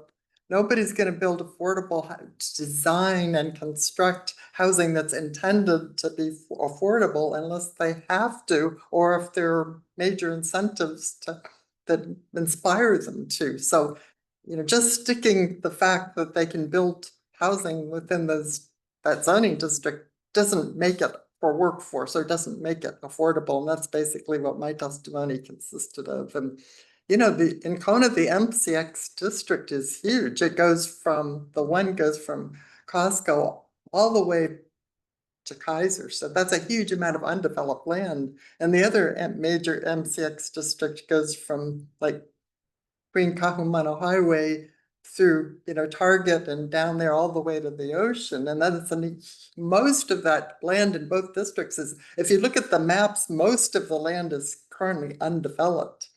So just by sticking the fact that you can build housing in it doesn't imply any sort of master planning at all. It doesn't require any sort of master planning at all. And that's what upsets me, because these are core areas of our urban space that, you know, they're not have any criteria for overall urban master planning within those areas. And of course, that goes against everything that I've been pursuing for years, so it's very irritating to me personally.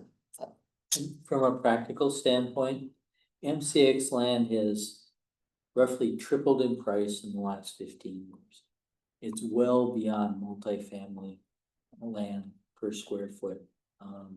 So if a developer was going to build apartments, say, in MCX zone land, it would be in addition to the industrial or commercial space they built on the ground floor. It's gonna be apartments up on the second or third floor that's going to give them extra income. And it's just, it isn't well thought out, because you're going to have apartments that are not gonna be ADA accessible, because that's allowed in the code. You're gonna have apartments that are in industrial areas where heavy equipment is moved around, big semi trucks are moved through. And just because of their location, they're gonna be the lower priced rentals in the community. So you're gonna have a lot of kids in that area. It's just not very well thought out. If you want more apartments, create more multifamily zone land. That's the answer. Yeah, I think not well thought out has been what our testimony was, and that's what we've been promoting in the meetings, yeah. It's my understanding that the property between Costco and Kaiser is where the Queen's Hospital and the Queen's new medical clinic are gonna be going. It is. So that's not gonna be housing, that's gonna be all medical. So- No, the hospital is going to be well over by Kaiser. It's on a 30-acre piece right next to Kaiser, but there's still a big stretch of undeveloped. There's a new clinic that's going in too. That's also on the same side. In addition to the hospital. That's already allowable in the current code. This amendment doesn't impact that one way or another. You can already build a hospital in the zoning No, but district. isn't the property gonna be taken out and filled with the hospital and No. parking? It's a huge, much bigger piece of property. The It's hospital and the huge. clinic are gonna be on the same side. I'm on the hospital board. Oh, okay. Also goes above Costco, you know, where they're building those new warehouses. That's MCX also. The new hospital and medical clinic are both on I believe it's a 30-acre site that's adjacent to Kaiser, but you enter from that MCX zoned area, that new area where you see the back road into Costco. So they said they were gonna be doing housing for the medical? No, but the proposal here is to allow housing in MCX zoning. But in another article, when they were talking about the hospital, they The said they were hospital, gonna the be hospital building housing. wanted to have some housing in their plan. I think they've scrapped that. Cause didn't, Kirisu buy the Queen Liliuokalani, which abuts it? The Queen Highway does abut it. Queen Liliuokalani Trust Properties. Oh, yes, they bought that piece. So I'm just wondering, what's their plans, what's going on with that, because that's what We're only responding to this legislation. We don't know anything about that. And no one has really come forward and testified besides us on this bill. I don't know if, if the hospital, for example, is ones that are kind of wanting a bill like this. We're not too sure, because it's only been us testifying. There was a general testimony from Grassroots Hawaii that was just for expansion of housing, but it didn't seem like they were specifically zoned in on what's going on in Kona, so. Queens wanted to have some housing on their hospital site. Okay. So the Queens may have been the proponent for having this change to the zoning code, because they did not want to have to take the property through a zone change. And housing is not currently allowed in MCX zone. It's interesting. But regardless, it's a much bigger property. But the amount of land that's gonna be impacted by Yeah, it's this is not- much Yeah. bigger than Than just any that of one. those Yeah. facilities. Yeah, You don't have your map with you, I guess. I do. It just doesn't look very good on this printing, but. Yeah, I mean, it's hard to see, but those are the three areas, and this is the Costco area here. There's a huge, so this is above Costco and around kind of. Milk of Costco and also south of Yeah, south of Costco, all the Costco, way. yeah. And if you look below Kaiser, there's all the warehouse area, that's all MCX, so it'd all be part of, you could put housing in there where those warehouses are.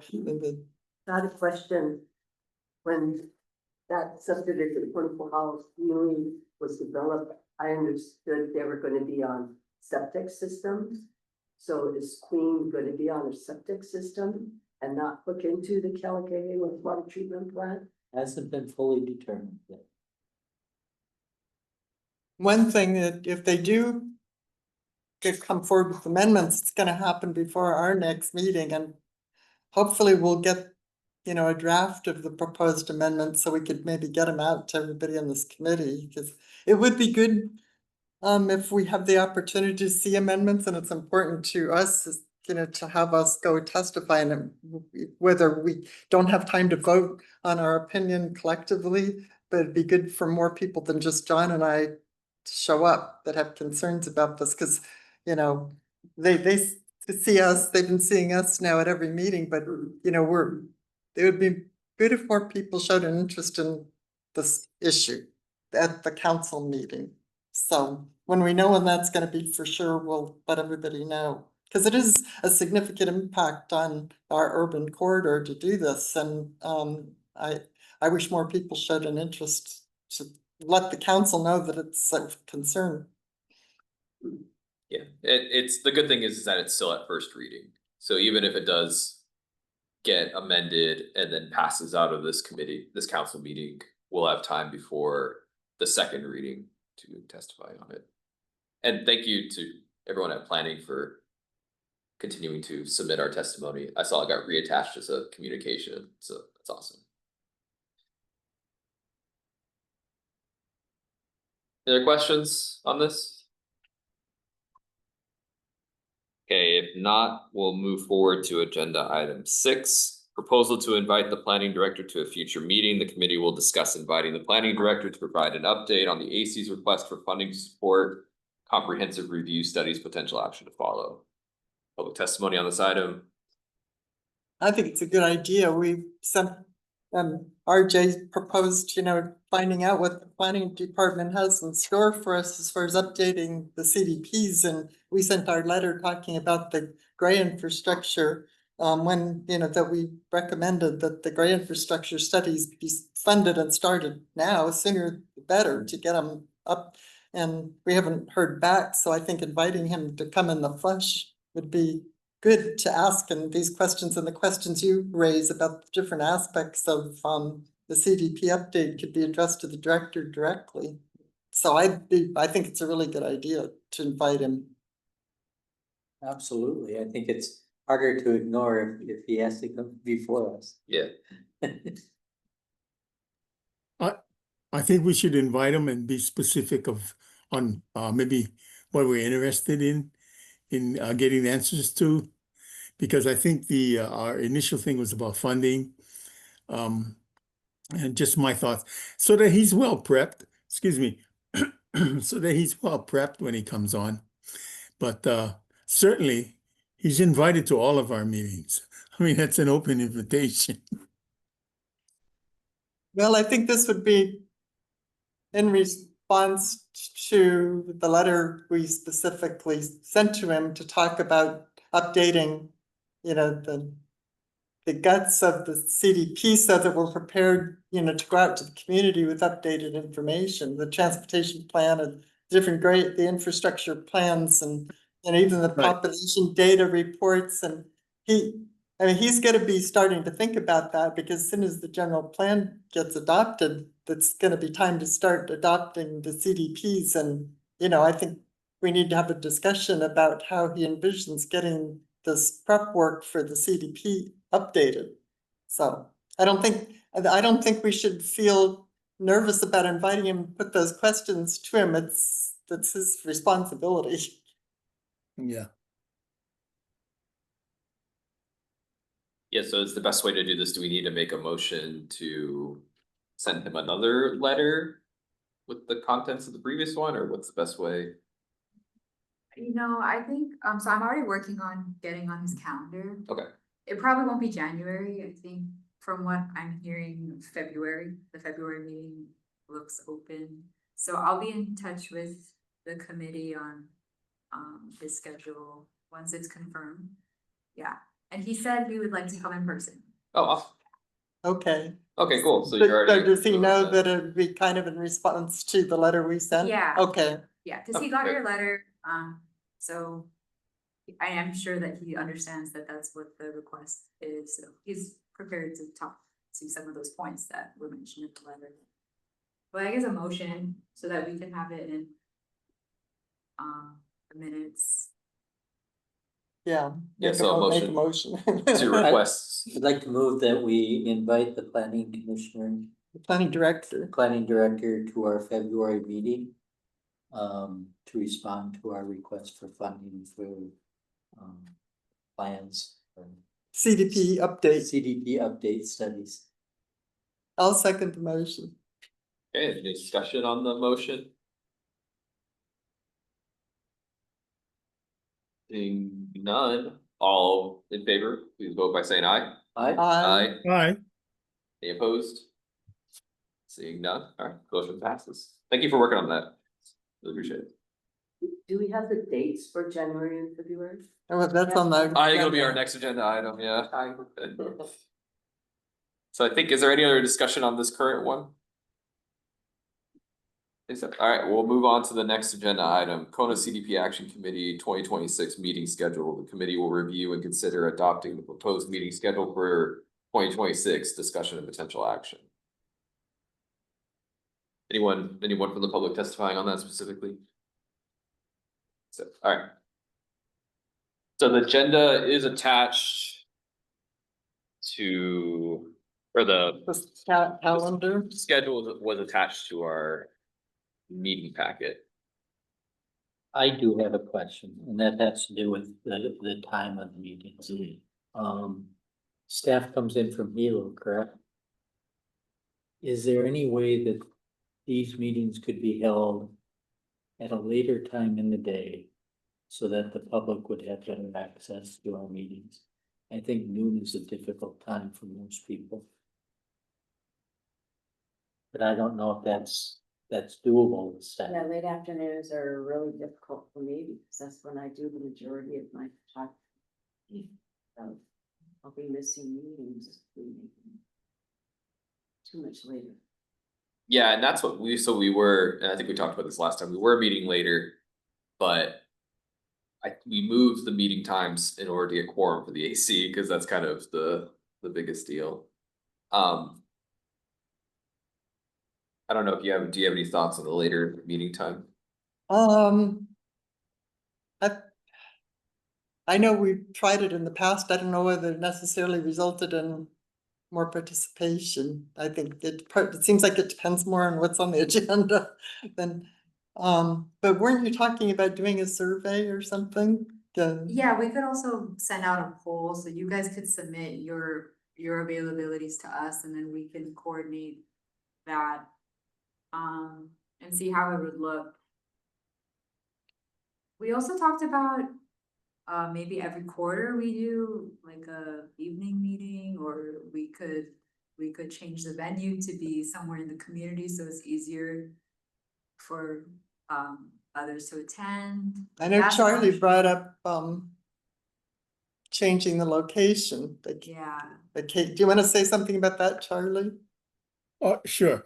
It was supposed to address RJ's issue too, so that we would have this as an evening meeting, and we would have it in the area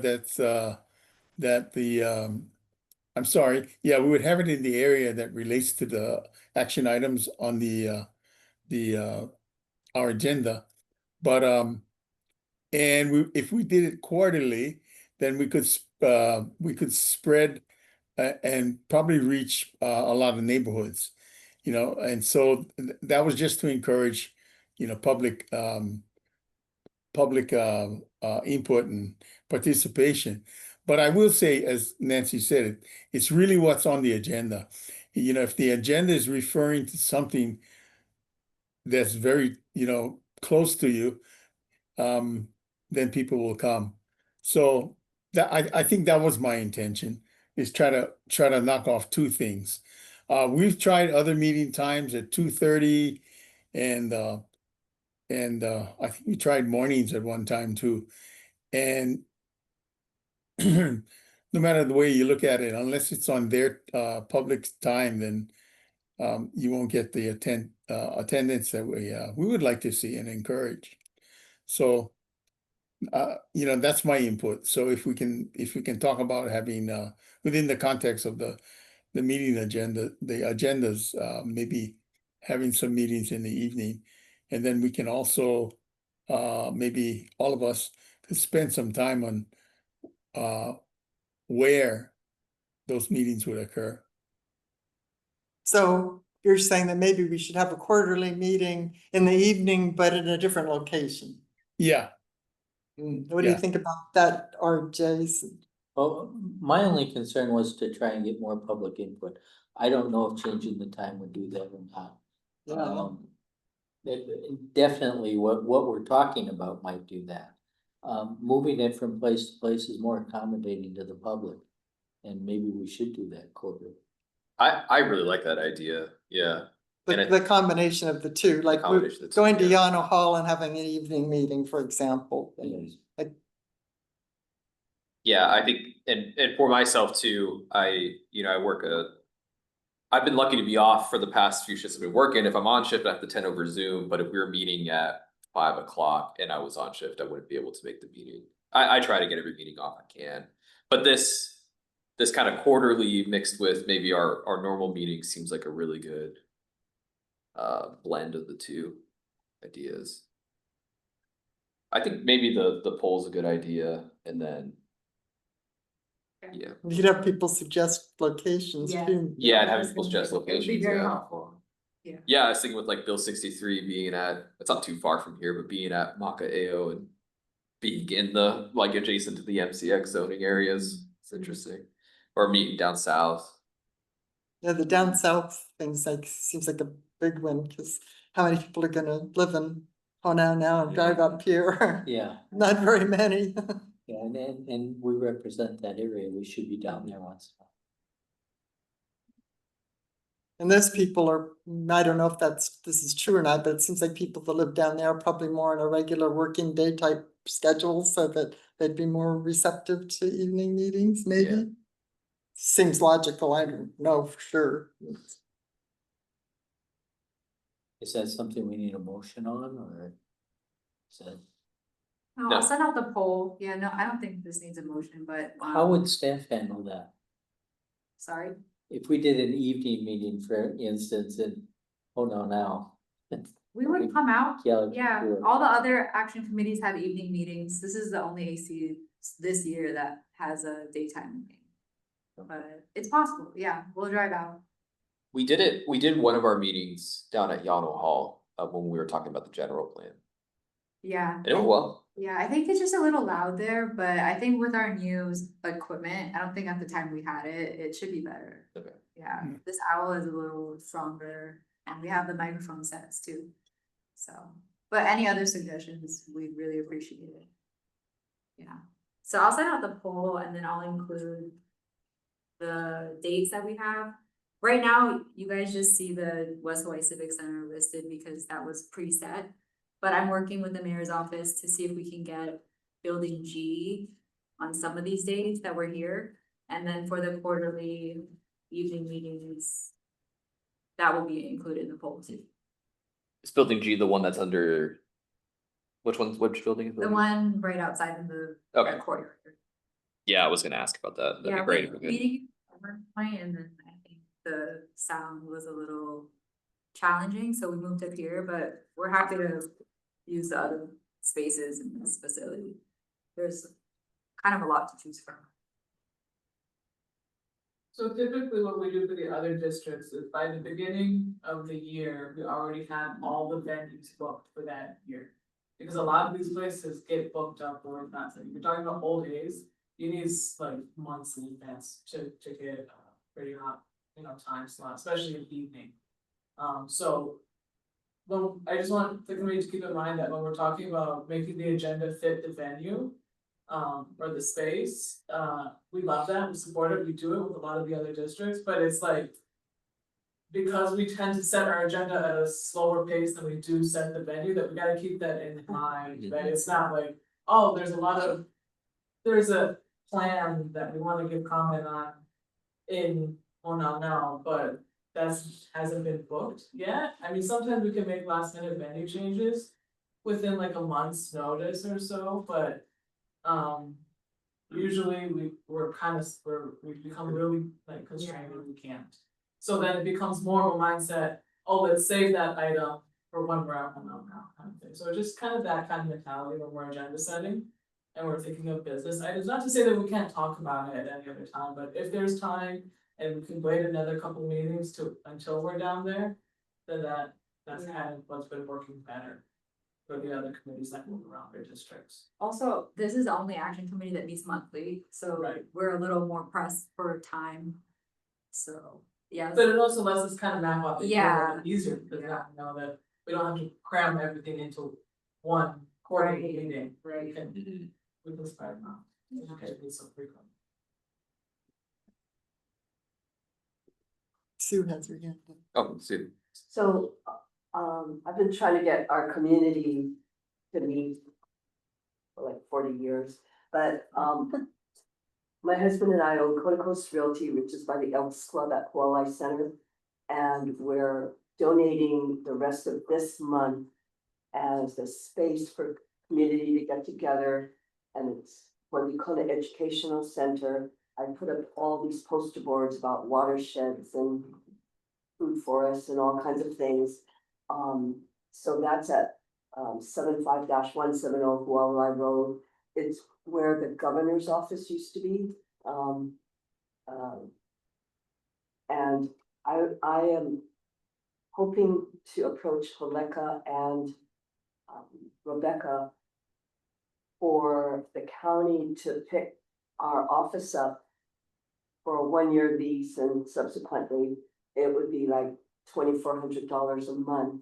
But it would be a community resource center where we could go and make copies. I'll donate our copier machine, which is what I love. We can scan and everything, and meet, on different subcommittees. I want to volunteer my time to help bring these subcommittees together in our community. That's the beginning to the end of the 31st of December. So if the county could pick up and do a lease, with the management, whoever takes it over for a year, and maybe with the 3 council people, then it'll be 10,000 a year for each of the council. But along with planning department for our CDP. But if that doesn't work for the county, I'm a director for the Kona Educational Center, which is the Kelakova Heiau Sadie Seymour Center. And we could have meetings there monthly or whatever we need to, subcommittee meetings. We have tables and chairs on the lanai. We don't even have to go into the big building. We have subcommittee meetings there. It's really pleasant. We've put out like 500,000 so far to have Uncle Billy Field rebuild the Heiau there. And another 45,000 to build 21 Key. So it's our cultural educational center. Curtis Tyler's on my committee and some other people. And I want to invite the community to learn about that. And so that could be our North Kona Community Resource Center. And then I have the American Savings Bank building for sale in Kealakekua.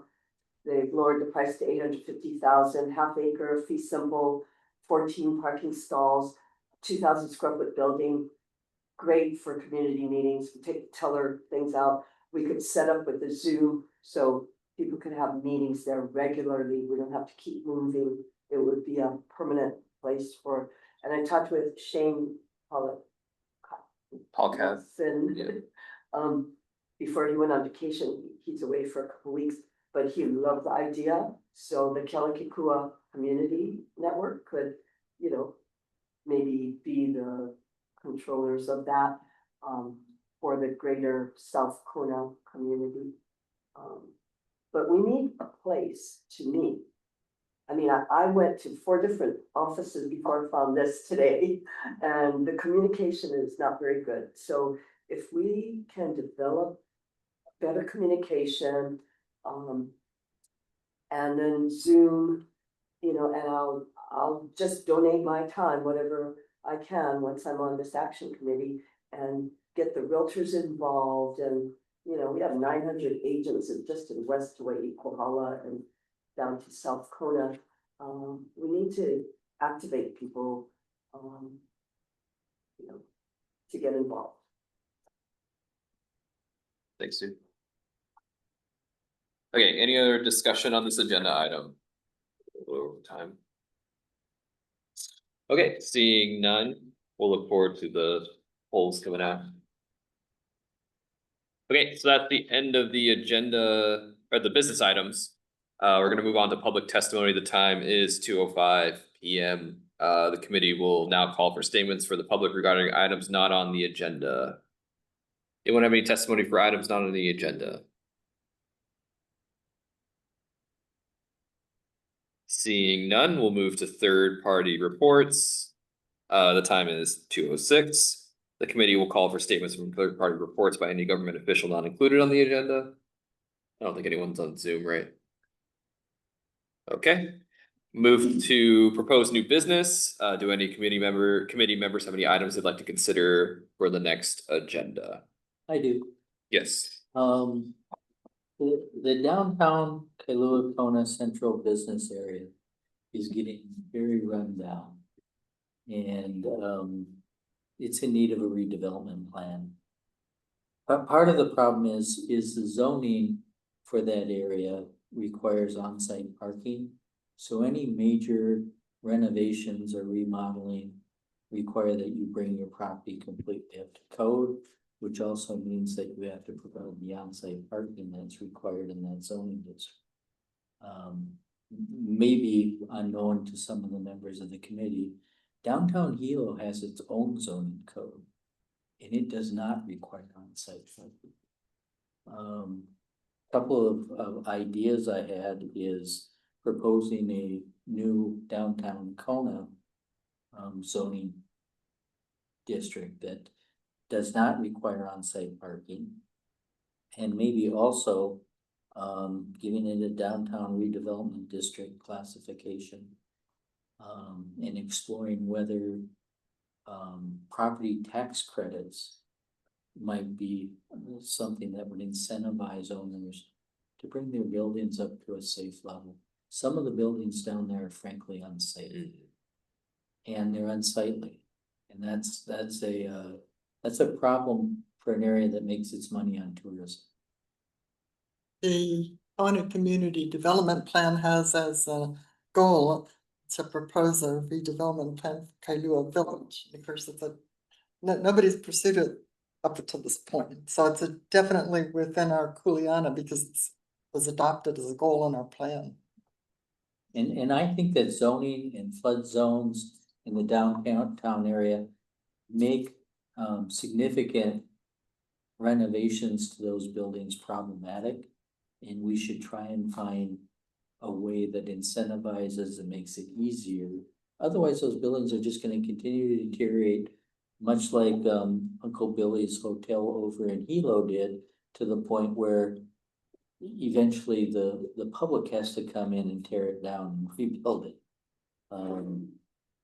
Anyhow, I think we should discuss plans on how we can do that redevelopment district. So what agenda item, a proposal for redevelopment plan for Kailua, is that the agenda item? That's one of the agenda items I'd like to propose. Another one was, to bring up a discussion of the redesign and alignment of the Kahaluu-Keaho Parkway. I think this community badly needs that traffic route to route traffic away from Kuakini Highway to South Kona. And having one or two graves in the way just means that we need to find a better path. But we need that roadway. Which road, where? The road from Keaho to Kuakini Highway that was planned 20 years ago and never got built. Not the Parkway. Yeah. This is the elite bypass, yeah. Yes. I'd like to, when we brought up this before, I'd like to try to get the documentation of where that process ended up and what the exact corridor currently was left at. My own feeling in my discussions with community members is this would be better to pursue in smaller group discussions because it's a very emotionally charged. If it ended up formally on our agenda, I think you can have a bunch of angry people that are going to try to stop it right at the beginning. And I think, like Curtis was suggesting, inviting key people that have a strong stake in that corridor and to see if there's a way forward, and then bringing that forward. I think it'd be more of a diplomatic and more proactive approach rather than just sticking at our agenda. How do you do that and comply with the sunshine laws? I mean, Well, it's, we can meet, with members of the community, so can we invite some of those members? Oh, definitely. That was what Curtis was suggesting, but we don't do it under our formal agenda. We do it to try to do a scoping process first. To see, where different people that had very strong feelings that were successful in shutting that whole thing down.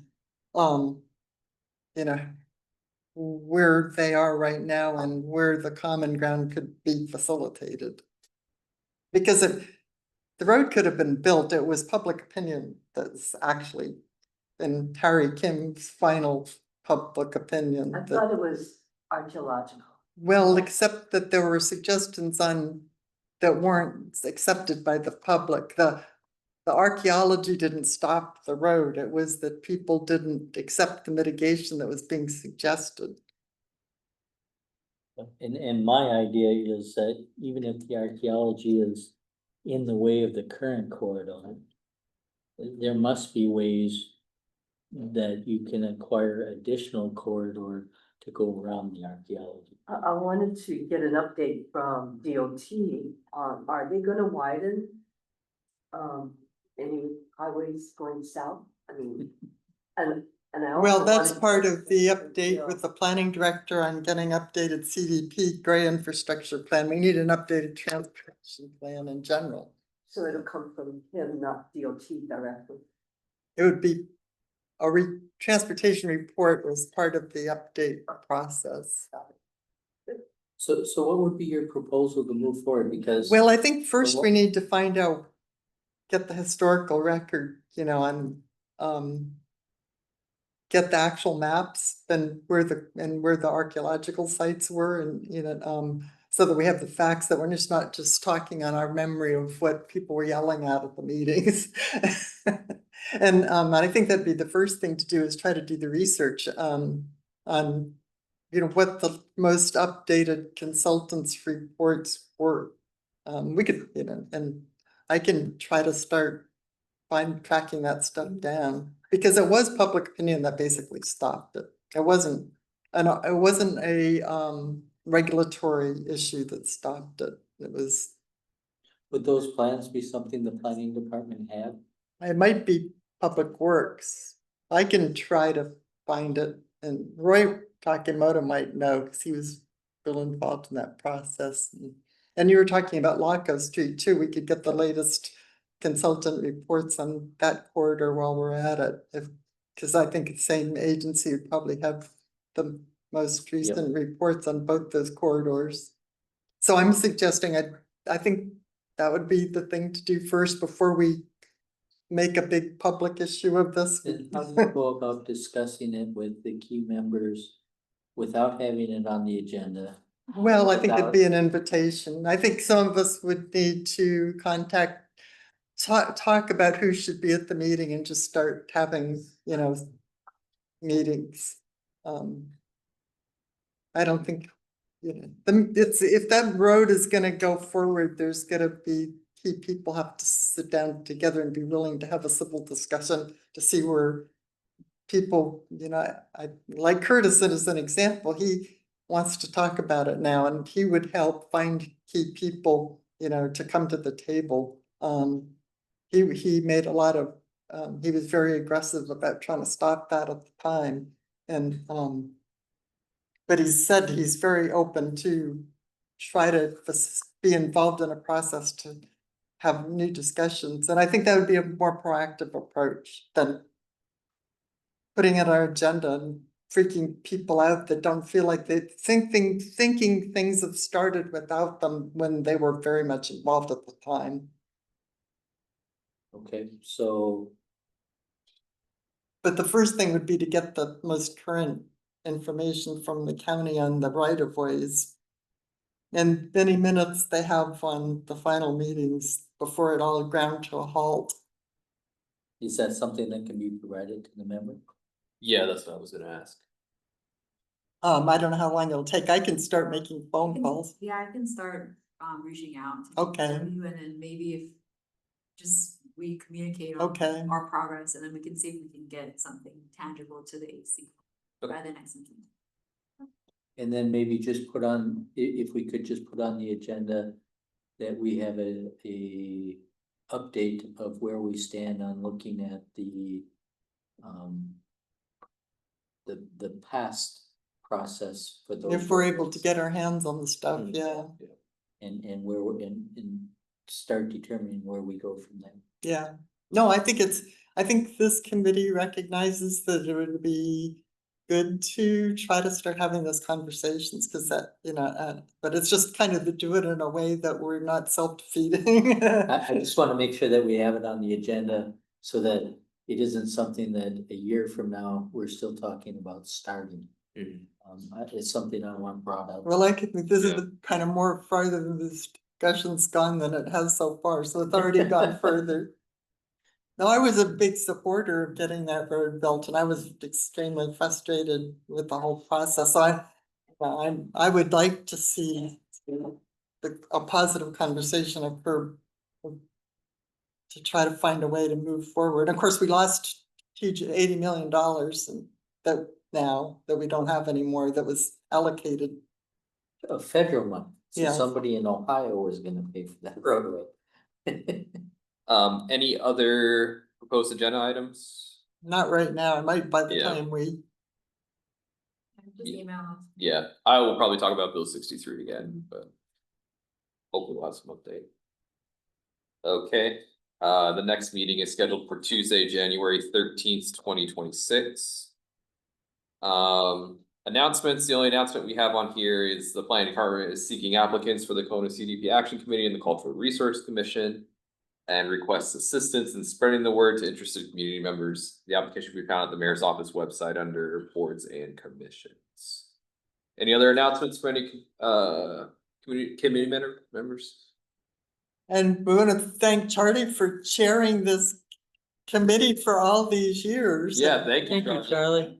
Charlie. Hope you're feeling better.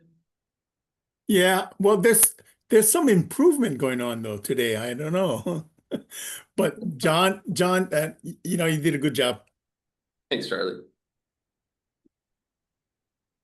So you were able to duck out, Charlie. I wanted your live body here today, so I'm sorry Well- that Well, I think I have a good excuse, but Yeah, you have a good excuse, so I can let you off the hook and Probably one. no, I'm sorry. yeah, I'll let you off the hook. Oh, thank you. I can start the new year right now. Yeah. I think, David, this will be your last meeting, is that correct? Thank you also for your time on the committee. All these years. It's, I was hoping if I may say, I was hoping that the committee had a little more bite with the planning department. But it seems like the planning department pushes back whenever they can.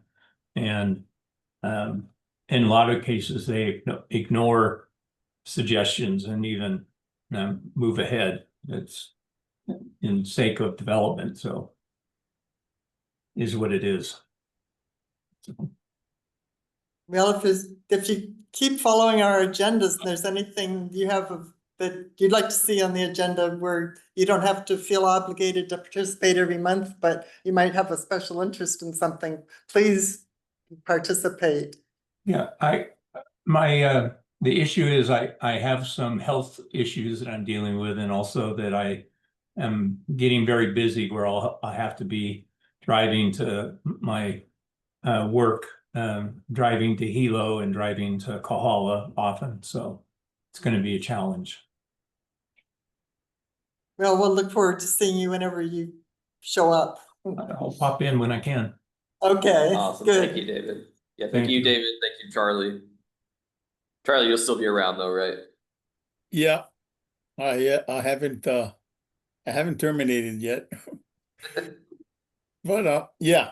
No, it's I take David's comments seriously because therein is what he talked about, what David said. And thank you, David, for serving as well. That's the difficulties I think we all know. But also that's some of the challenges that I think can inspire and motivate the committee. So there's work to be done. So and we're working with good people. So I'm happy, to stay on. Just can't do it as the president. I mean, as the chair.